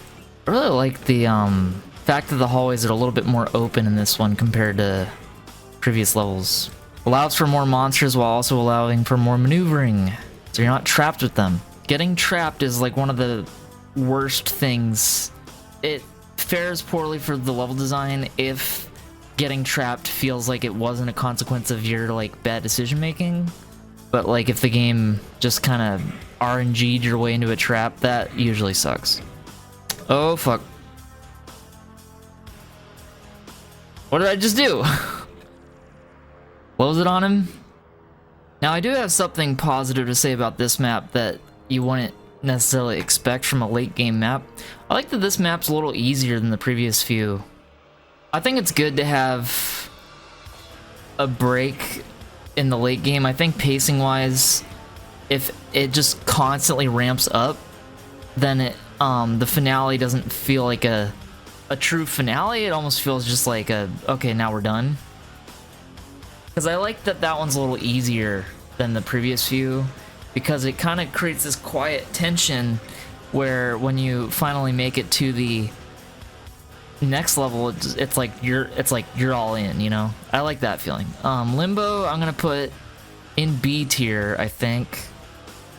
And I'm gonna put it below Slough of Despair, but I liked it more than Mount Erebus, so that's a solid B tier map. Alright, we're finishing the original Doom, and then we'll do E4. I gotta get ammo before I fight this motherfucker. No, don't fight the cacodemons. They're a waste of time.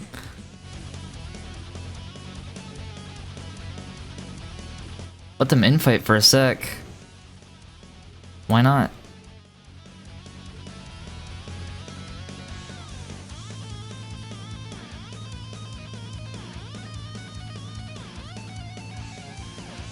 What? Oh, I already killed him? Yeah. I think I gotta put it in C tier. I like the Spider Mastermind a lot, but the set piece just made it too easy. It wasn't as much of a challenge as the Cyber Demon. It's not as good of a final boss as the Cyber Demon would have been. The Spider Mastermind itself is a fun fight, but the level did not feel like a really good finisher in the way that you would want. Inferno gives a hint of what was to come in Doom 2. There starts to be more open terrain, more battles against mobs, and a more slapdash approach to design that favors combat over clever engineering of play. Inferno falls prey to some gimmicks that don't particularly work, like the teleport puzzle of E3M7 or the cryptic secret exit of Mount Erebus. but the game makes up for it with two of the best levels in the game. First is Pandemonium, a level that, on pistol start, was much more punishing than I anticipated. Being stuck in close quarters with an onslaught of demons was hard enough, but every time I found my way able to weasel out of a deadly situation, I wandered into a new one. Pandemonium is expertly designed for a game that requires the player to think quick on their feet and evade monsters in order to survive. Having a low ammo stock in the level forces the player to avoid certain fights and seek armor, health, and ammo before coming back to tackle what was previously a much too difficult challenge, but around every corner, a new difficult challenge can easily emerge. This design made it very tense, but very rewarding once you could make progress into new areas of the map or even make it to the end of the map altogether. The other S-tier map was Warrens, the secret map. Whereas most secret maps in Doom seem to just be a way to stock up on ammo and good weapons and be rewarded with generic mob combat, Warrens instead reveals itself to be a retread of the first map of Episode 3, Hell Keep, at first. But when you make it to where Hell Keep ended, instead of the teleporter taking you out of the map, it causes the walls to descend, revealing a cyber demon. Cleverly, the cyber demon is a totally optional fight, making the game's first rematch with the boss of Episode 2 function almost like a cameo or a troll moment, making you feel scared for a bit, but not actually forcing the player into a difficult fight that they weren't ready for.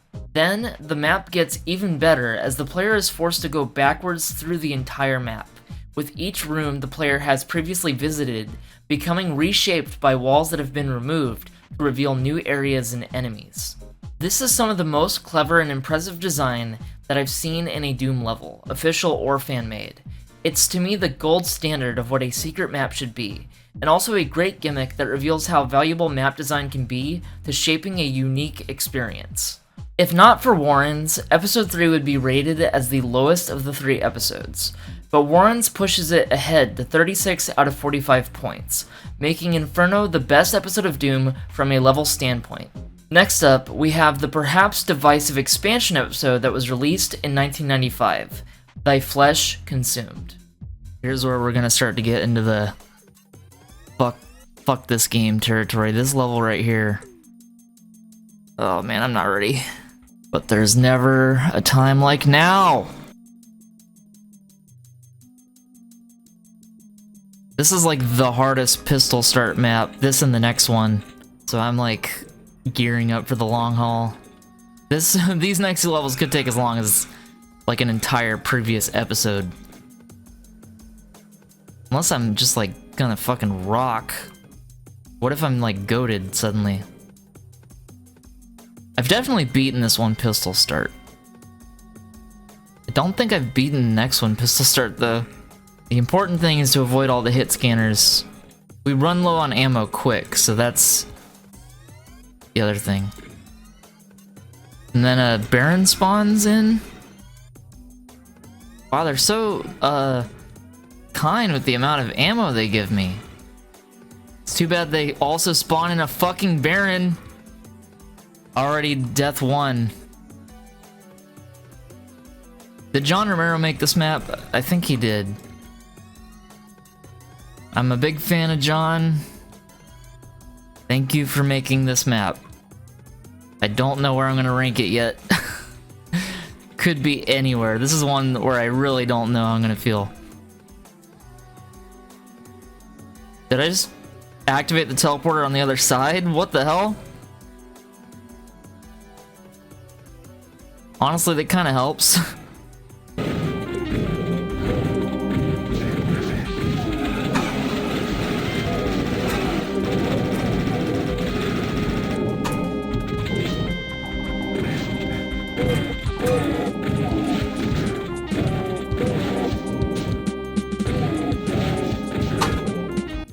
Where the hell did that Baron go? I did not have a lot of ammo for killing that guy. There he is.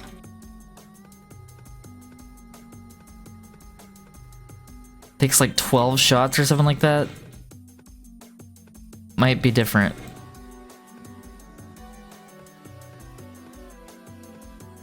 This little hole is such a strange little addition. I think there's a spawner there, or I thought there was. Okay, that was actually easier than I expected. Hell Beneath. Definitely in the A tier.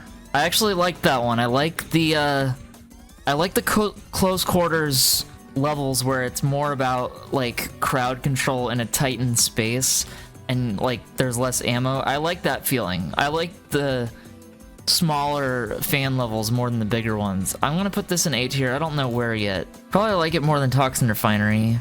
I like it more than Demos Anomaly. Or maybe I don't. Maybe there for now. Hell Beneath. Okay, next up, Perfect Hatred. This one is gonna be intense because they do not start you off with much. Okay, so I go down here. I'm not even gonna have a pretense of not knowing where to go. I'm just gonna like try to do the best I can to not die. Actually, I don't necessarily know where to go anyways.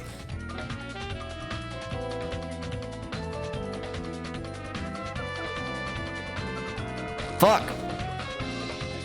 Where the hell's the button? Oh, here it is. Yeah, there's no way I'm surviving. Go for the health! Oh, yeah, I'm dead.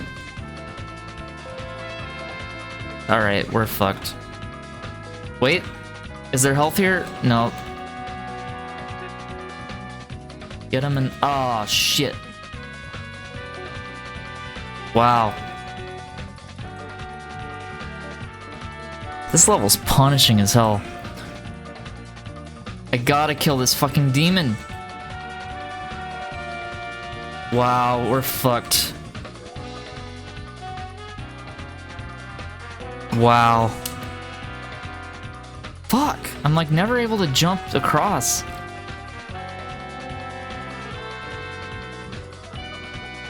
I knew this was gonna be rough. Okay, now we're back in business. Yeah, the jump was worth it. Oh jeez. Oh my god! No, why is he up here? Okay, let's go down instead.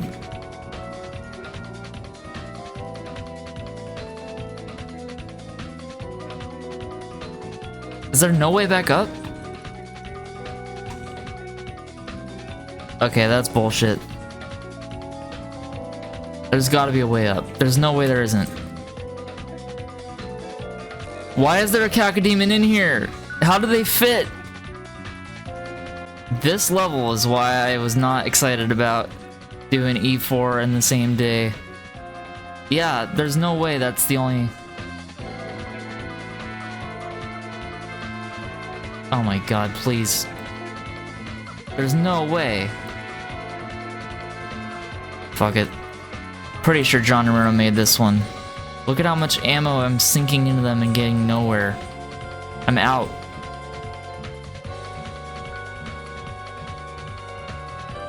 And it's not like you get a lot of ammo in the previous level either, so even with not pistol start, you're still kind of fucked. Fuck!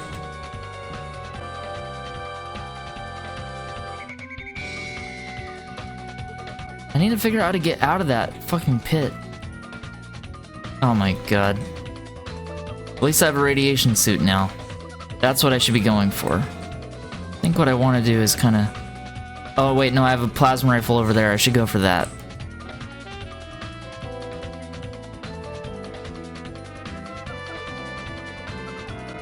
If only this was in Doom 2 so you could throw in some arch vials while you're at it. Fuck you, John Romero. I mean, no, not really. You're a great person and designer, and I don't even know if you made this map. Nope. Ah, you have to run for it. Oh my god, he's in the way. Yeah, this is a John Romero map. If it were Sandy Peterson's, it would be boring, but it wouldn't be fucking crazy hard. Soul Sphere, okay. So there is some cleverness to the design here. He wants you to be looking for these items.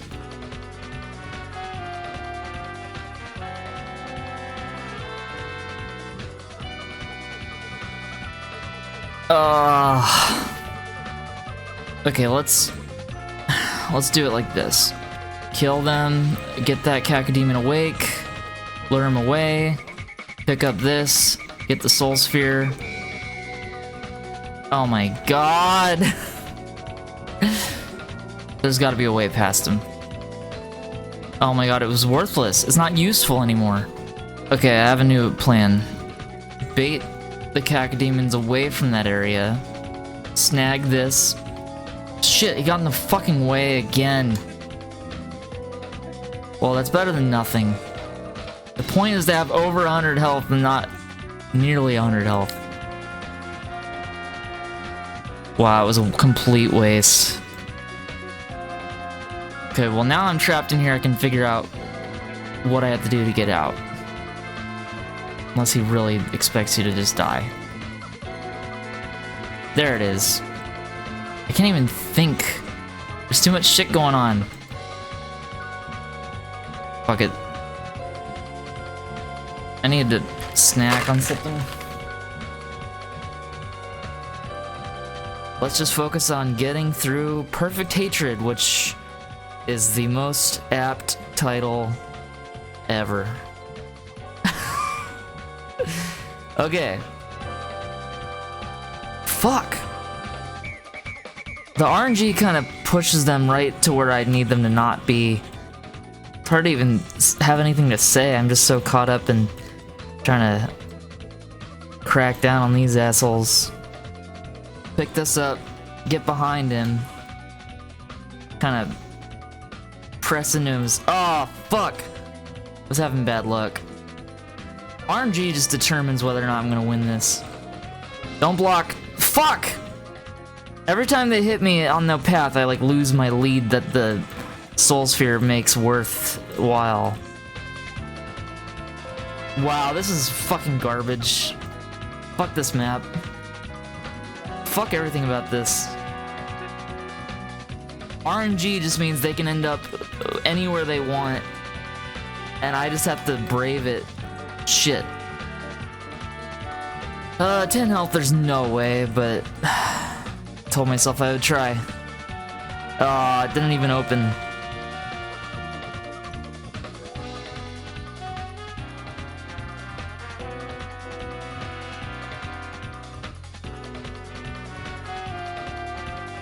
Nice, nice, nice.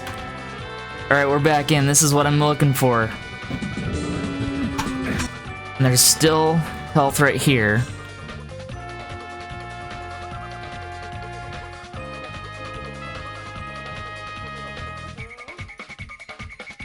Out of ammo? God damn it.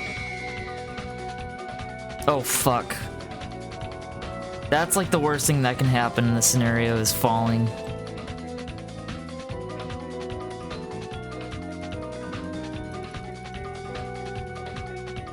Jeez.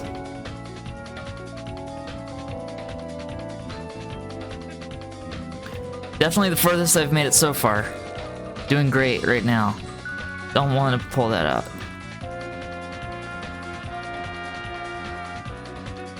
Fuck. Ah! Brutal.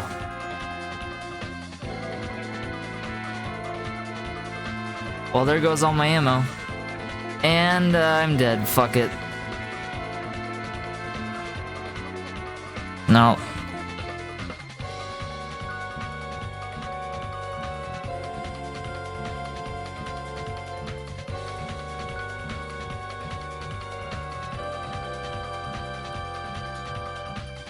I don't know what I just did or how. That was good. That was good. That was weird. That was odd. It worked. Oh my god. Get out, please. Okay. Alright, we got this.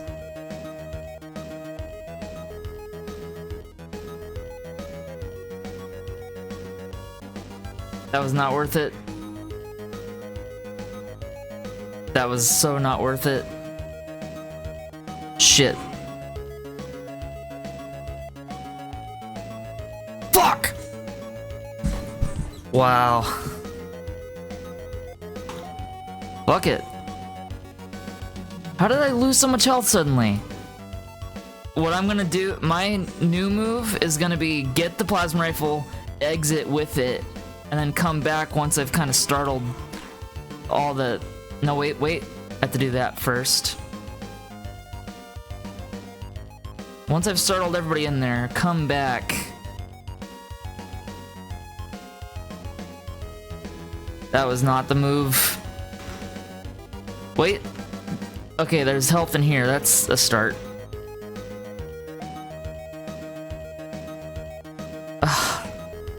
Whatever progress that can count as was something.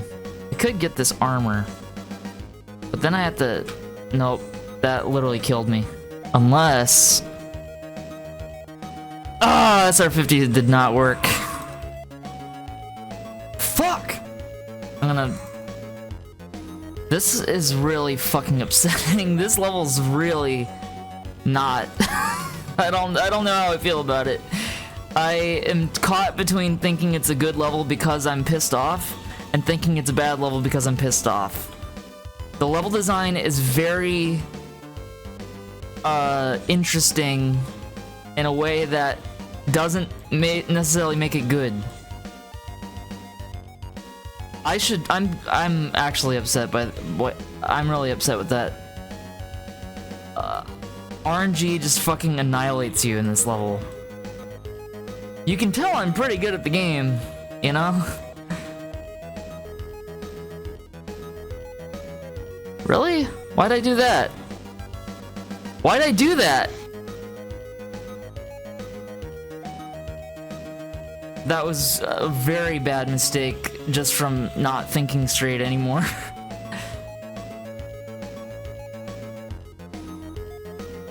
Original Doom is fucking classic, but I'm playing the worst episode of Classic Doom.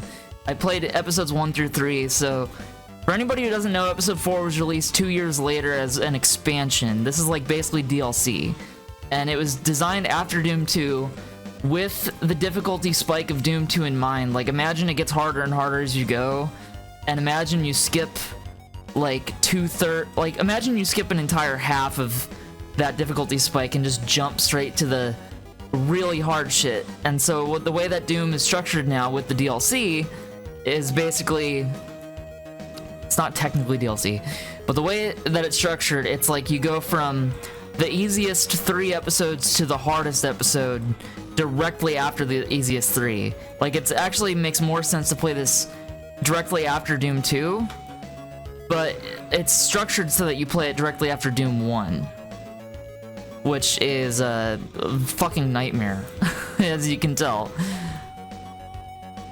Like, imagine this level alone has taken more time than entire episodes of Doom 1 on the same difficulty. That's how fucking hard it is. Wow, that was 3 shots in 1. That was awesome. Okay, so my options are, once I grab that plasma rifle, that guy comes out, the yellow key's available. I can grab the yellow key, but then I'm trapped. These guys will also come out when I get that. So what I can do is I can open up this, get out, and then come back in once they've scattered. But the problem is they kind of scatter into a spot that makes it hard to hit them. But I'm more likely to take damage if I don't do that. So I think I'm gonna try doing that method. Get the fuck out. Okay. Now they're out, and right here is like a minorly safe zone. Nope. So that's just not doable. Okay, what if I push through into here and I spam? Nope. Fuck! Fuck! I'm really upset at that. Alright, fuck it. I'm not gonna give it 5 more tries. I'm gonna switch to an easier difficulty because I actually am finding it irritating.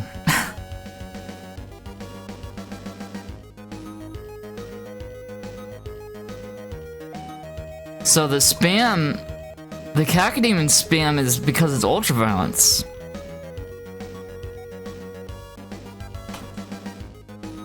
Wow, this is too easy now. Okay, that guy's still here. What about over here? Wow. This is too forgiving.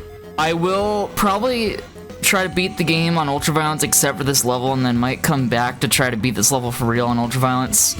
Just because I don't feel super comfortable with the idea of having done all but one of the levels. Look at how easy this is.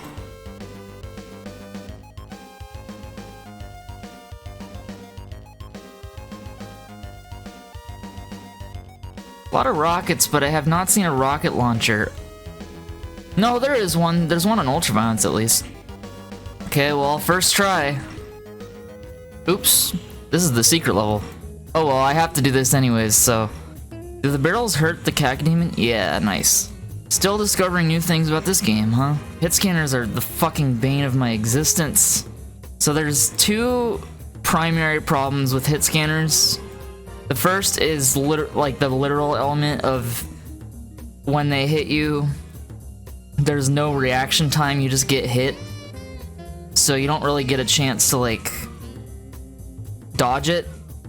But the much worse thing about it for me is that hit scanners, because you can't see their attacks coming at you, you don't actually know what direction they're coming from when they're hitting you. So you're passively taking damage in a way that, like... Fuck! Like, you don't really have a response until you figure out where they are. Hit scanners become way more of a problem in Doom 2 when we get the chain gunner. Of the secret levels, this is the second best so far. That's not saying much because the secret levels in episode 1 and episode 2 both kind of suck. But episode 3's secret level was fucking amazing. So I know they're capable of a good secret level. Fuck! They opened the door. Okay, now I need to figure out where the hell the yellow key is. Oh, don't. Okay.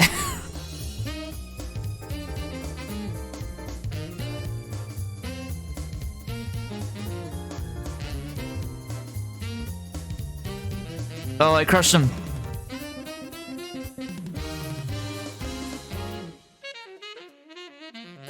Oh, I was gonna say, please don't tell me he got in here with me.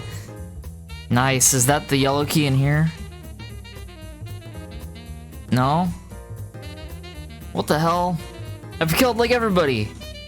I need the damn yellow key. I don't even see where the yellow key could be.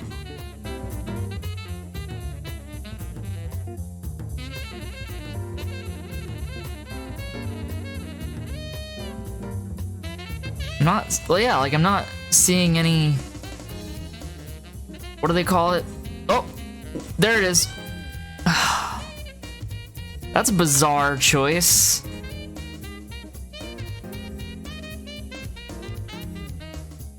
Is it like that? Oh my god, is this really it? No.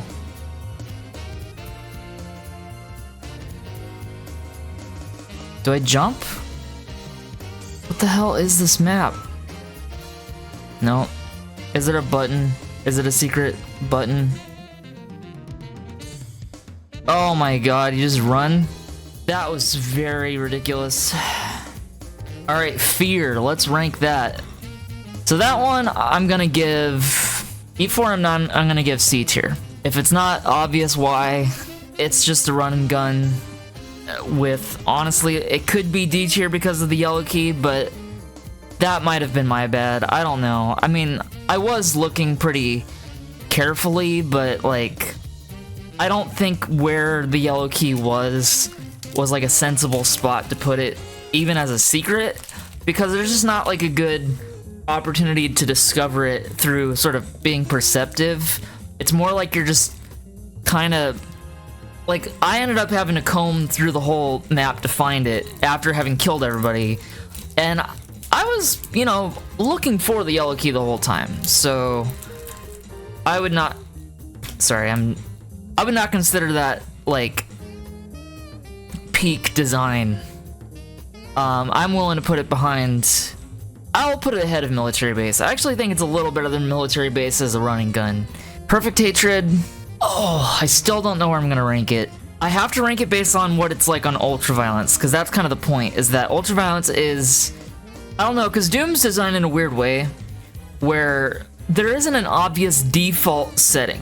Because this is when difficulty was like a really meaningful concept, where it's like, difficulty changes the amount of enemies, it changes how much damage you take, it actually like changes the layout. So the question is, was Perfect Hatred designed to be the flurry of violence that Ultraviolence is, or was it designed for the easier difficulties? I'm guessing it's an Ultraviolence map. I'm guessing Romero wanted it to be punishing.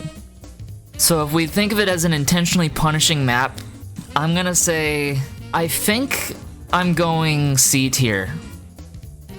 Because it could be one of the most fun maps ever as far as a brutally punishing challenge that when I finally beat it, I'll be like, wow, that was really awesome. Like, that was actually really cathartic to have won it. It's sort of like beating Artorias in Dark Souls, where it's like, before you've done it, it's hell, and then after you've done it, it becomes like fun. You become eager to try it again. And so the question is, when I finally beat this on Ultraviolence, am I gonna be like, I want to try this again? Or am I gonna be like, thank God I don't have to do this again? And that's why I'm putting it at C, is because I honestly think that if I have to have that debate, that's not a good sign of quality. Because, like, when I was fighting Artorias in Dark Souls, I knew that there was something worth coming back to about that boss. Like, I knew it was a really engaging boss. Like, losing was not the problem, it was, like, it made me want to keep going. Whereas with Perfect Hatred, it's like, losing for a bit made me want to keep going, and then it started to become apparent that it really is enemy spam. And enemy spam, I think, is not good design. Although I think the level layout is really good, I think the enemy placement, I think they were a little bit too spammy with the enemies. And that is why I can't put it higher than C. If we talked about it based on pure level layout and how it leads to an interesting form of engagement with the enemies, I would put it in the B tier. I don't think I'd put it any higher than B. So I'm gonna say Perfect Hatred is C. For now. Although, do I want to put it higher than Fear? Yeah, I think I do. I think I want it high. I think high C tier is fine. I think that makes sense. Alright, let's finish this goddamn game. Pistol start. And then I immediately pick up a shotgun. Because they know that these maps are gonna be fucking hard. Okay, well, this one's already off to a interesting start. They're using the Pandemonium song, so you know what time it is. It's time for enemy spam. The hit scanners are like literally 95% of why I take damage when I'm in these crowd areas. I'm already not liking something about this map, which is when it feels like the natural meta is to stay in a corner and kind of gradually expand that corner of safety. I don't like that kind of design. I like when there's an easy path out of danger. And that's why Pandemonium ended up S tier, is because every time you could get out of danger, you would put yourself in a new danger, but it was danger worth... The trade-off was worth it. Like, it was worth going into a new room even if the new room was unsafe. This really makes me want to make Doom maps. What the hell? Oh shit, that was cool. I like that. That was a great little trick. This is one of the E4 levels that I'm most familiar with, and I don't know why. Maybe it's one of my favorites, I don't actually know.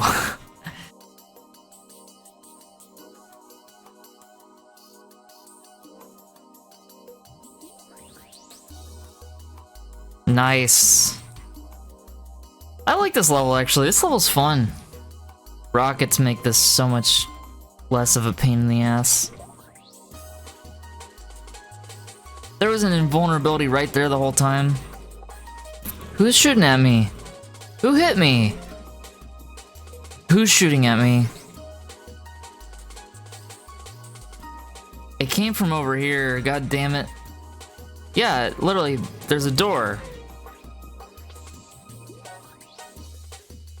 Oh, that's where they were shooting from. Oh, that's interesting. That's fun. I like that.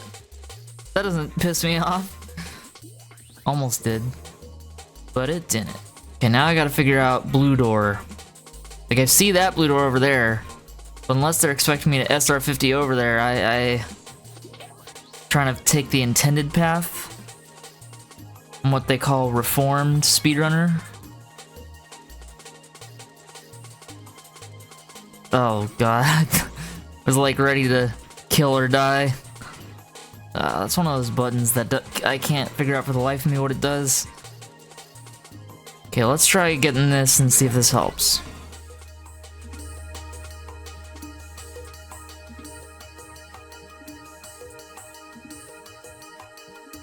Well, it helped. And this is the exit. Sever the Wicked. 90% secrets, huh? Alright, where is Sever the Wicked going? I'm gonna say... B tier? I like that one. The reason I'm not putting it higher than Slough of Despair is because that's a good run and gun where the tightness of it makes it more engaging. And this is less tight, and it's a bit more shoot around the corner, which makes it a little easy and less frenetic. But I felt like the progression was pretty natural, and I felt like it didn't get caught up in the problem of enemy spamming. Limbo is one of those maps that is visually interesting, but it you get kind of stuck pretty quickly. It's a very maze-oriented map. And for me, that's just not as fun. I think that's a good ranking. I think Sever the Wicked can go high B. Sure. Also, I didn't see the invulnerability. That would have prevented the issue of me having to be stuck in the corner at the start. So I should have... That's not an actual flaw I can assign to that map.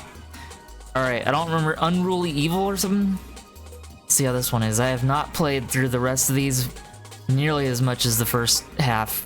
I do remember specific maps in the back half of E4, but E4 is like the one I skip. And Perfect Hatred is really the reason why I skip it, because speedrun wise that's like the run killer for me at least. Honestly, the first map is kind of that too, and that damns it as far as whether or not I am gonna be excited to speedrun it. This is the first, like, chill map in all of E4. For now. I'm sure it's gonna be a fucking nightmare. I don't like challenge maps. I mean, I'm sure there's plenty that I've played or that I would enjoy, that I did enjoy or that I would. But for me, the problem with challenge maps is that I don't think the challenge of Doom is shooting things. To me, the challenge of Doom is, like, scenarios that the devs place you in that you have to figure out your way out. And so it's less kill the max number of demons and more how do I think creatively to get past this very dangerous situation that the devs have put me in. Like this right here, I know I need to run for that because once I'm in there, there's gonna be a lot of enemies that pop in or something, and that's fun. And that's like a challenge that I think is good because it's like, how do I get out of the scenario? But it's not about being at risk of dying. It's like the invulnerability makes you immune, and it's like you're on a timer basically, and that's fun. All right, here we go. That was it. Did I miss something? Wow. Okay, so this is just they just gave me a freebie. Completely out of ammo. I have no way to get up there. This is a very resource management type level. There we go, some ammo.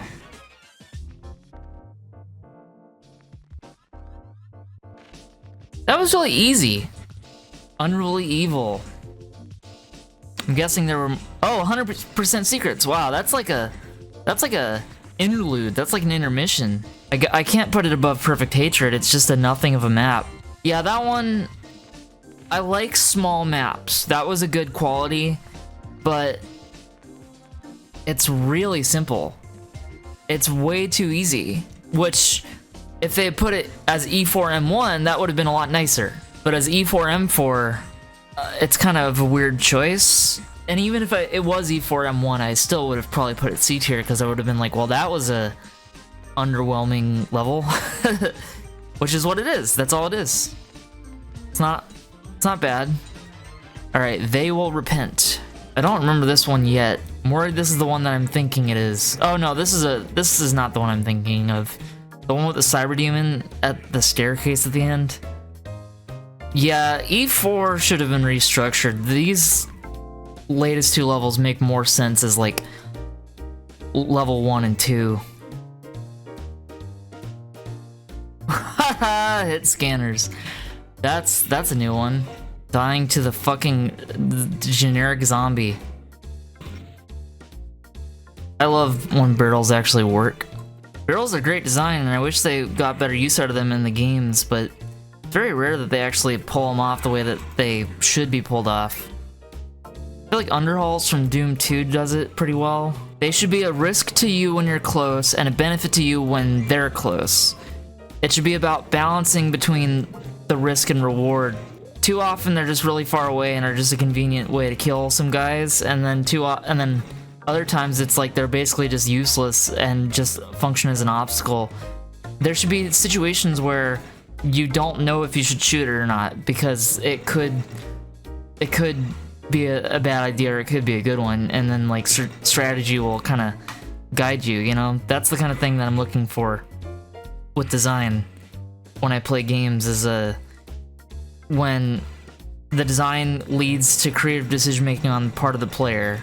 And the barrels allow for that really well, and I wish that they would do that more in general in the Doom games.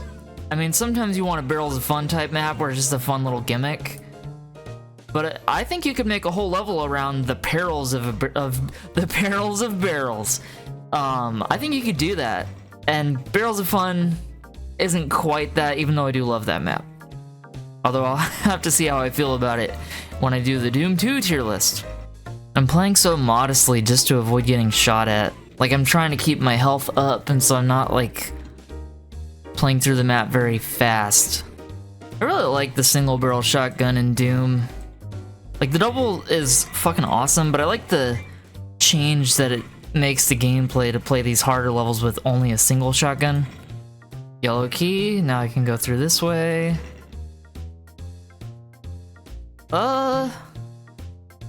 Okay, They Will Repent. Where am I at on secrets? 0. Shit, there was more to discover in that map? Okay. I think I'm going A tier with that one, actually. Surprisingly, I really enjoyed that one, because, I like smaller, simpler stuff. Instead of a Cyber Demon and 8 Barons of Hell, I like when the challenge is 1 Baron of Hell and it's hard to get past him. That's the kind of thing I really like. I also really like the usage of the keys in that map. I like that the red key had several different functions that like seemed like they all kind of led down the same path, but like in different ways. I don't know, it was a very interesting layout. I think I like that one quite a bit. I think I'm gonna put it in an A tier. I think that's where it goes, yeah. Computer Station had the great sort of layout for secrets, and They'll Repent was more sort of straightforward, but I really liked the design of They'll Repent, and I like that it was a more mild map. Like, that could have easily fit into episode 3 as like the second or third map. Alright, let's go onward. Against Thee Wickedly, Pistol Start. This is gonna be the hell one. This is the one with the Cyber Demon at the end.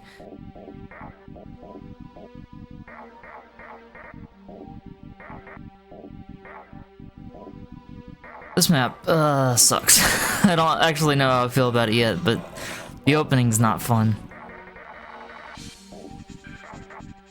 You kidding me? I knew it was right there. I think I hate this map already. Starting off with 58% health in a spot where I can't even leave the fucking opening.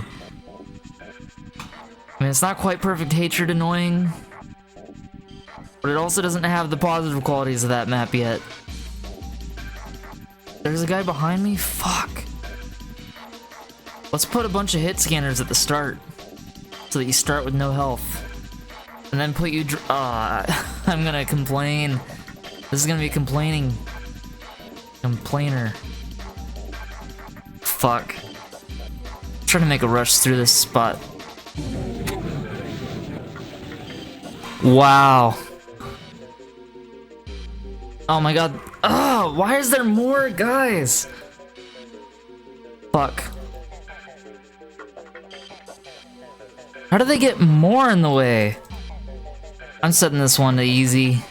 Know how this one ends. And it's not gonna get any easier. Fuck! Hit scanners are literally the problem. They're the main problem. It's so fucking annoying. I had it. RNG just determines whether or not I make it through. Maybe I'll just go through here. Oh, right. There's no way through here either. Okay, okay. Left side's better. Okay, I'm not gonna give up on ultraviolence just yet. Hit scanners, damn hit scanners. Jump through, get through fast. Okay, never mind. There's more of them than I anticipated. Yeah, there's no way. Fucking bullshit. Hit scanners will just annihilate your health without even, like, giving you a chance to anticipate it. Nice, that was it, that was it. That's the move. Fuck, maybe that's not the path. Oh my god, my luck is so fucking bad today. Now is this the... No, I want to go this way maybe?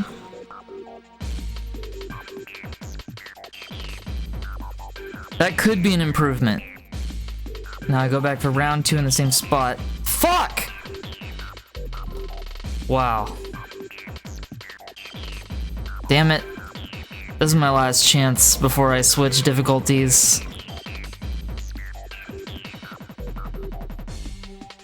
One health.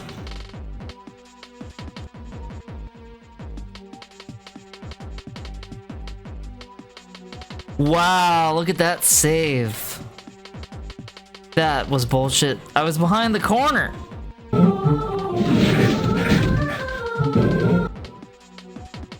Yeah, there's no way I'm surviving. Ah! I said that was my last shot, so I'm gonna make it my last shot, even though I do want to try again. Let's try Hurt Me Plenty. Blue key already. Oh, that guy. Fuck.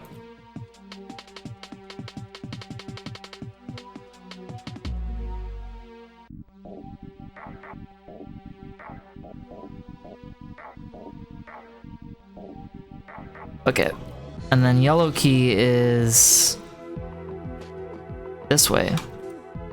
Health is good. Fuck! Fuck! Awesome, even on Hurt Me Plenty I'm doing shit, so maybe I'm gonna switch to Hey Not Too Rough.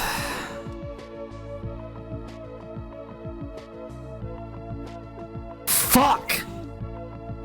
Okay, I'm not doing it that close again. Get out, get out! That was an unhinged moment.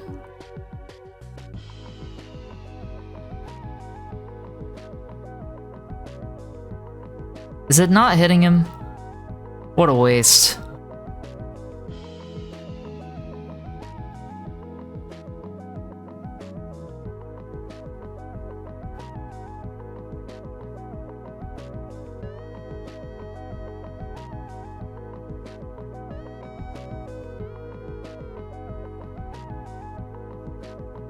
Yikes, that was close.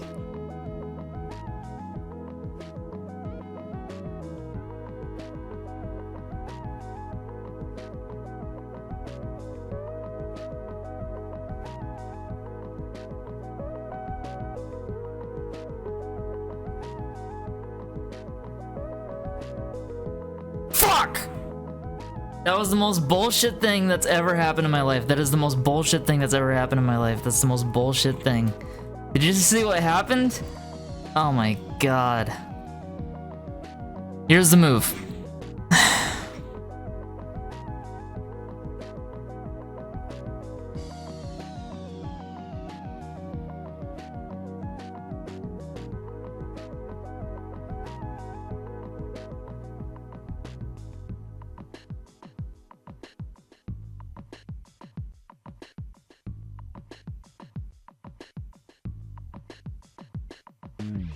Fucking bullshit, he ran past all of them.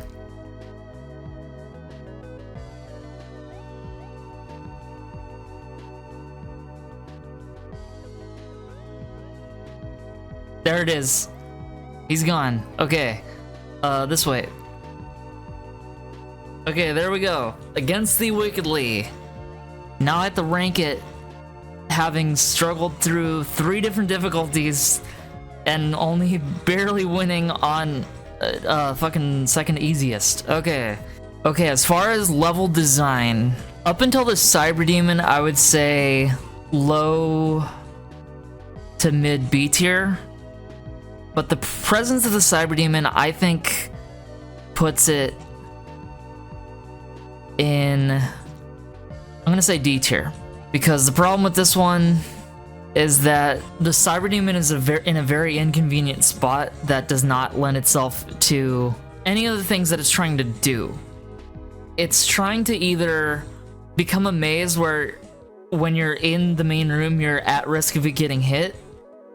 And so the goal is to sort of weave your way in and out of rockets. And it's not a showdown a la the second episode finale. So it doesn't work as either of those things at the end. And tacking it onto the end of an already difficult level, I think, is overkill. I think that level starts off really obnoxious, and then it has a mildly interesting idea in the middle, and then it ends really obnoxious. So I would say low D. I would not quite say F. F to me is delete this from the game. And I would not say delete that necessarily. I would just say if you want to do an ultraviolence run of everything, that's one of those maps that, all things considered, like, not being able to beat it on ultraviolence isn't like a you thing. It's kind of the map.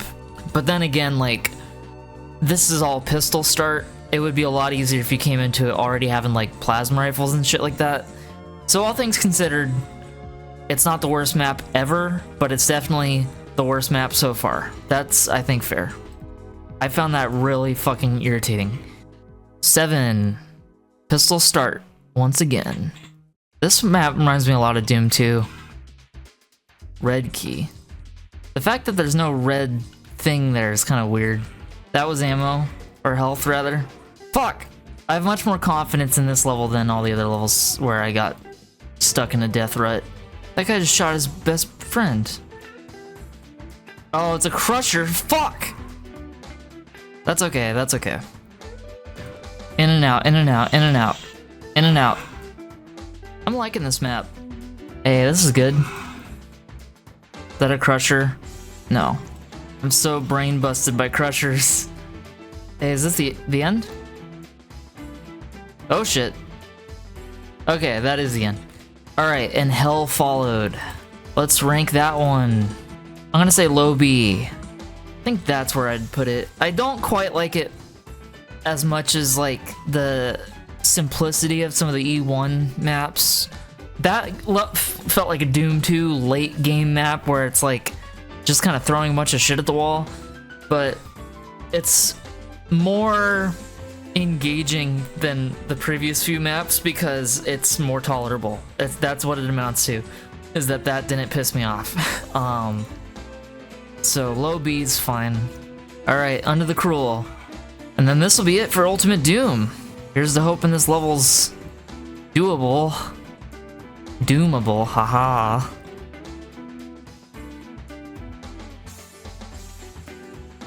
Oh my god, it's all hit scanners. My god, it's full of hit scanners.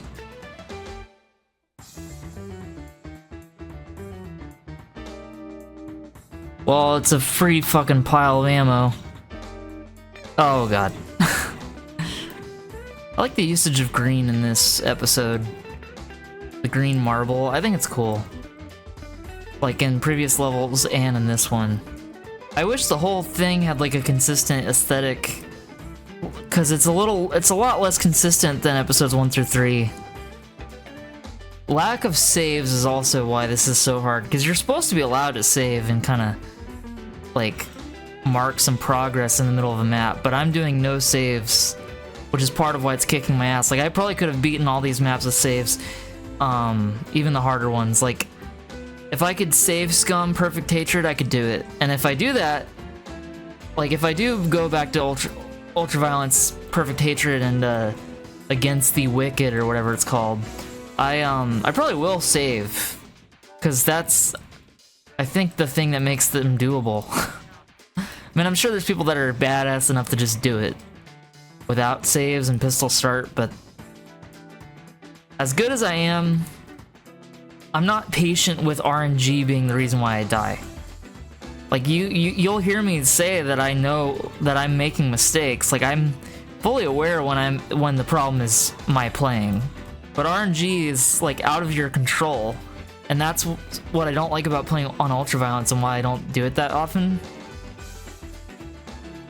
Okay, well now that spot is doomed. No pun intended.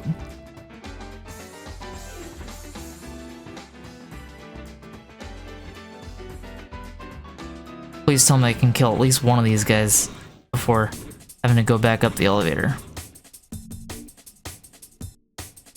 Fuck. Back up. Get out.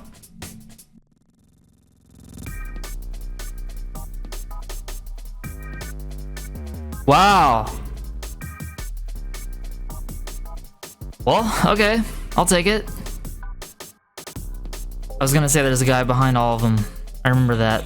Is there another one over here? Yeah. Red key already? Fuck it. Sticking with the shotgun. I don't really know how to get the rest of these up here. There's gotta be a button or something, right?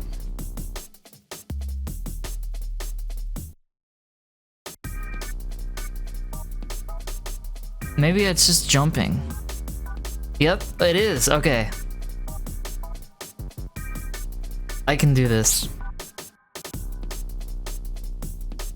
Okay, that's another thing, but that's not really what I want.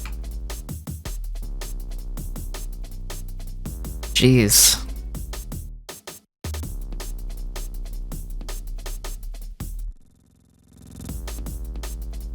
There's gotta be a way to make... Okay, oh my god. I just click them? I'm that fucking idiot. You just never think to do it. Alright, well now we're calling this a fucking fight. Pray for me.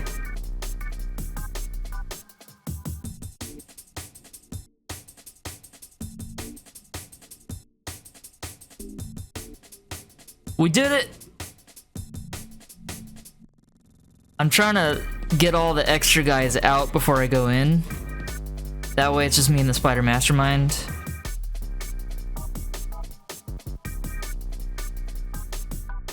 I'm warping the meta.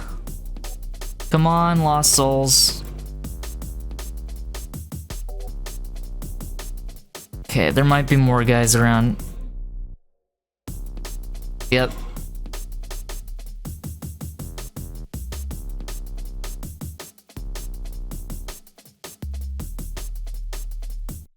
Fuck it.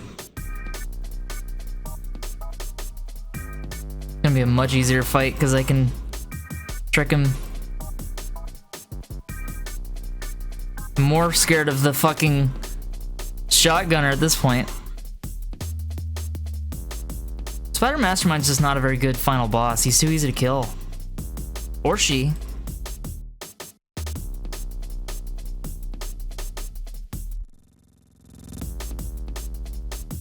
Okay, is that, it just ends there? Or do I have to press something?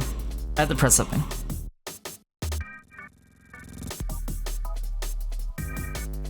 Great opportunity to have the cyber demon just pop out. That would actually be great. I think that would work, because they give you a lot of items. Anyways, Under the Cruel. I'm gonna give that, surprisingly, I think I'm gonna give that low B tier. My reasoning is that it's an okay final boss because it's a level that ends in a boss. The boss is underwhelming. The rest of the level is fine. It's not spectacular, but I actually like elements of it. I like that the barons, there's like a baron for, like, it starts off really strong. There's a baron behind each marker of progression. They kind of start you a little bit under equipped, and then there were some good visual elements to it. It looked really good. Thy Flesh Consumed is not lacking for good ideas. The secret walls that allow optional tunnels the safety and against thee wickedly. The odd usage of the red key as multifaceted and they will repent. The, back entrance teleporter in Perfect Hatred. I'll admit, it's hard to compliment Thy Flesh Consumed. I find it grating, but I think it could have been fixed with a few alterations. If Against Thee Wickedly were made a little easier, and if it was moved to be map 7, with Perfect Hatred as map 6, restructuring the easier maps to fit better as the front half of the episode, then it could have had a more natural progression that would allow the later maps to be more engaging as the ultimate challenge that the game is building up to. Instead, as it stands, Episode 4 is a mess, and it's a mess that does not flow naturally from episodes 1 through 3. That said, that doesn't make it altogether something to throw out. I would liken it more to something like the master levels of Doom 2. Sure, they aren't the best set of maps out there, but Doom is Doom, and even Doom at its most frustrating can still be fun. They're competently made, they just have serious issues with existing in dialogue with the player. If anything, Thy Flesh Consumed feels fairly indifferent to the player, as if instead of subtly guiding the player to victory, the episode is more concerned with trying to weed out the weak. And that just isn't good when you tack it onto the very first game in the franchise, convincing new players to just give up when they think they have just one episode left. So all things considered, if you're new to the games, stop after Inferno, go play Doom 2, and then come back to Thy Flesh Consumed after, with the full knowledge that beating Thy Flesh Consumed isn't necessarily essential. Thy Flesh Consumed ultimately got the worst score of the episodes, with 24 out of 45 points. Doom is one of my favorite games for so many reasons, and I think the reason that stands out the most to me after this playthrough is that I just really enjoy discovering a game. I really love that feeling of being in the world and trying to see what all it has to offer, but whereas many might focus on interesting characters or plot beats, I'm much more interested in the story that the environment tells, and how it feels to just be in the space.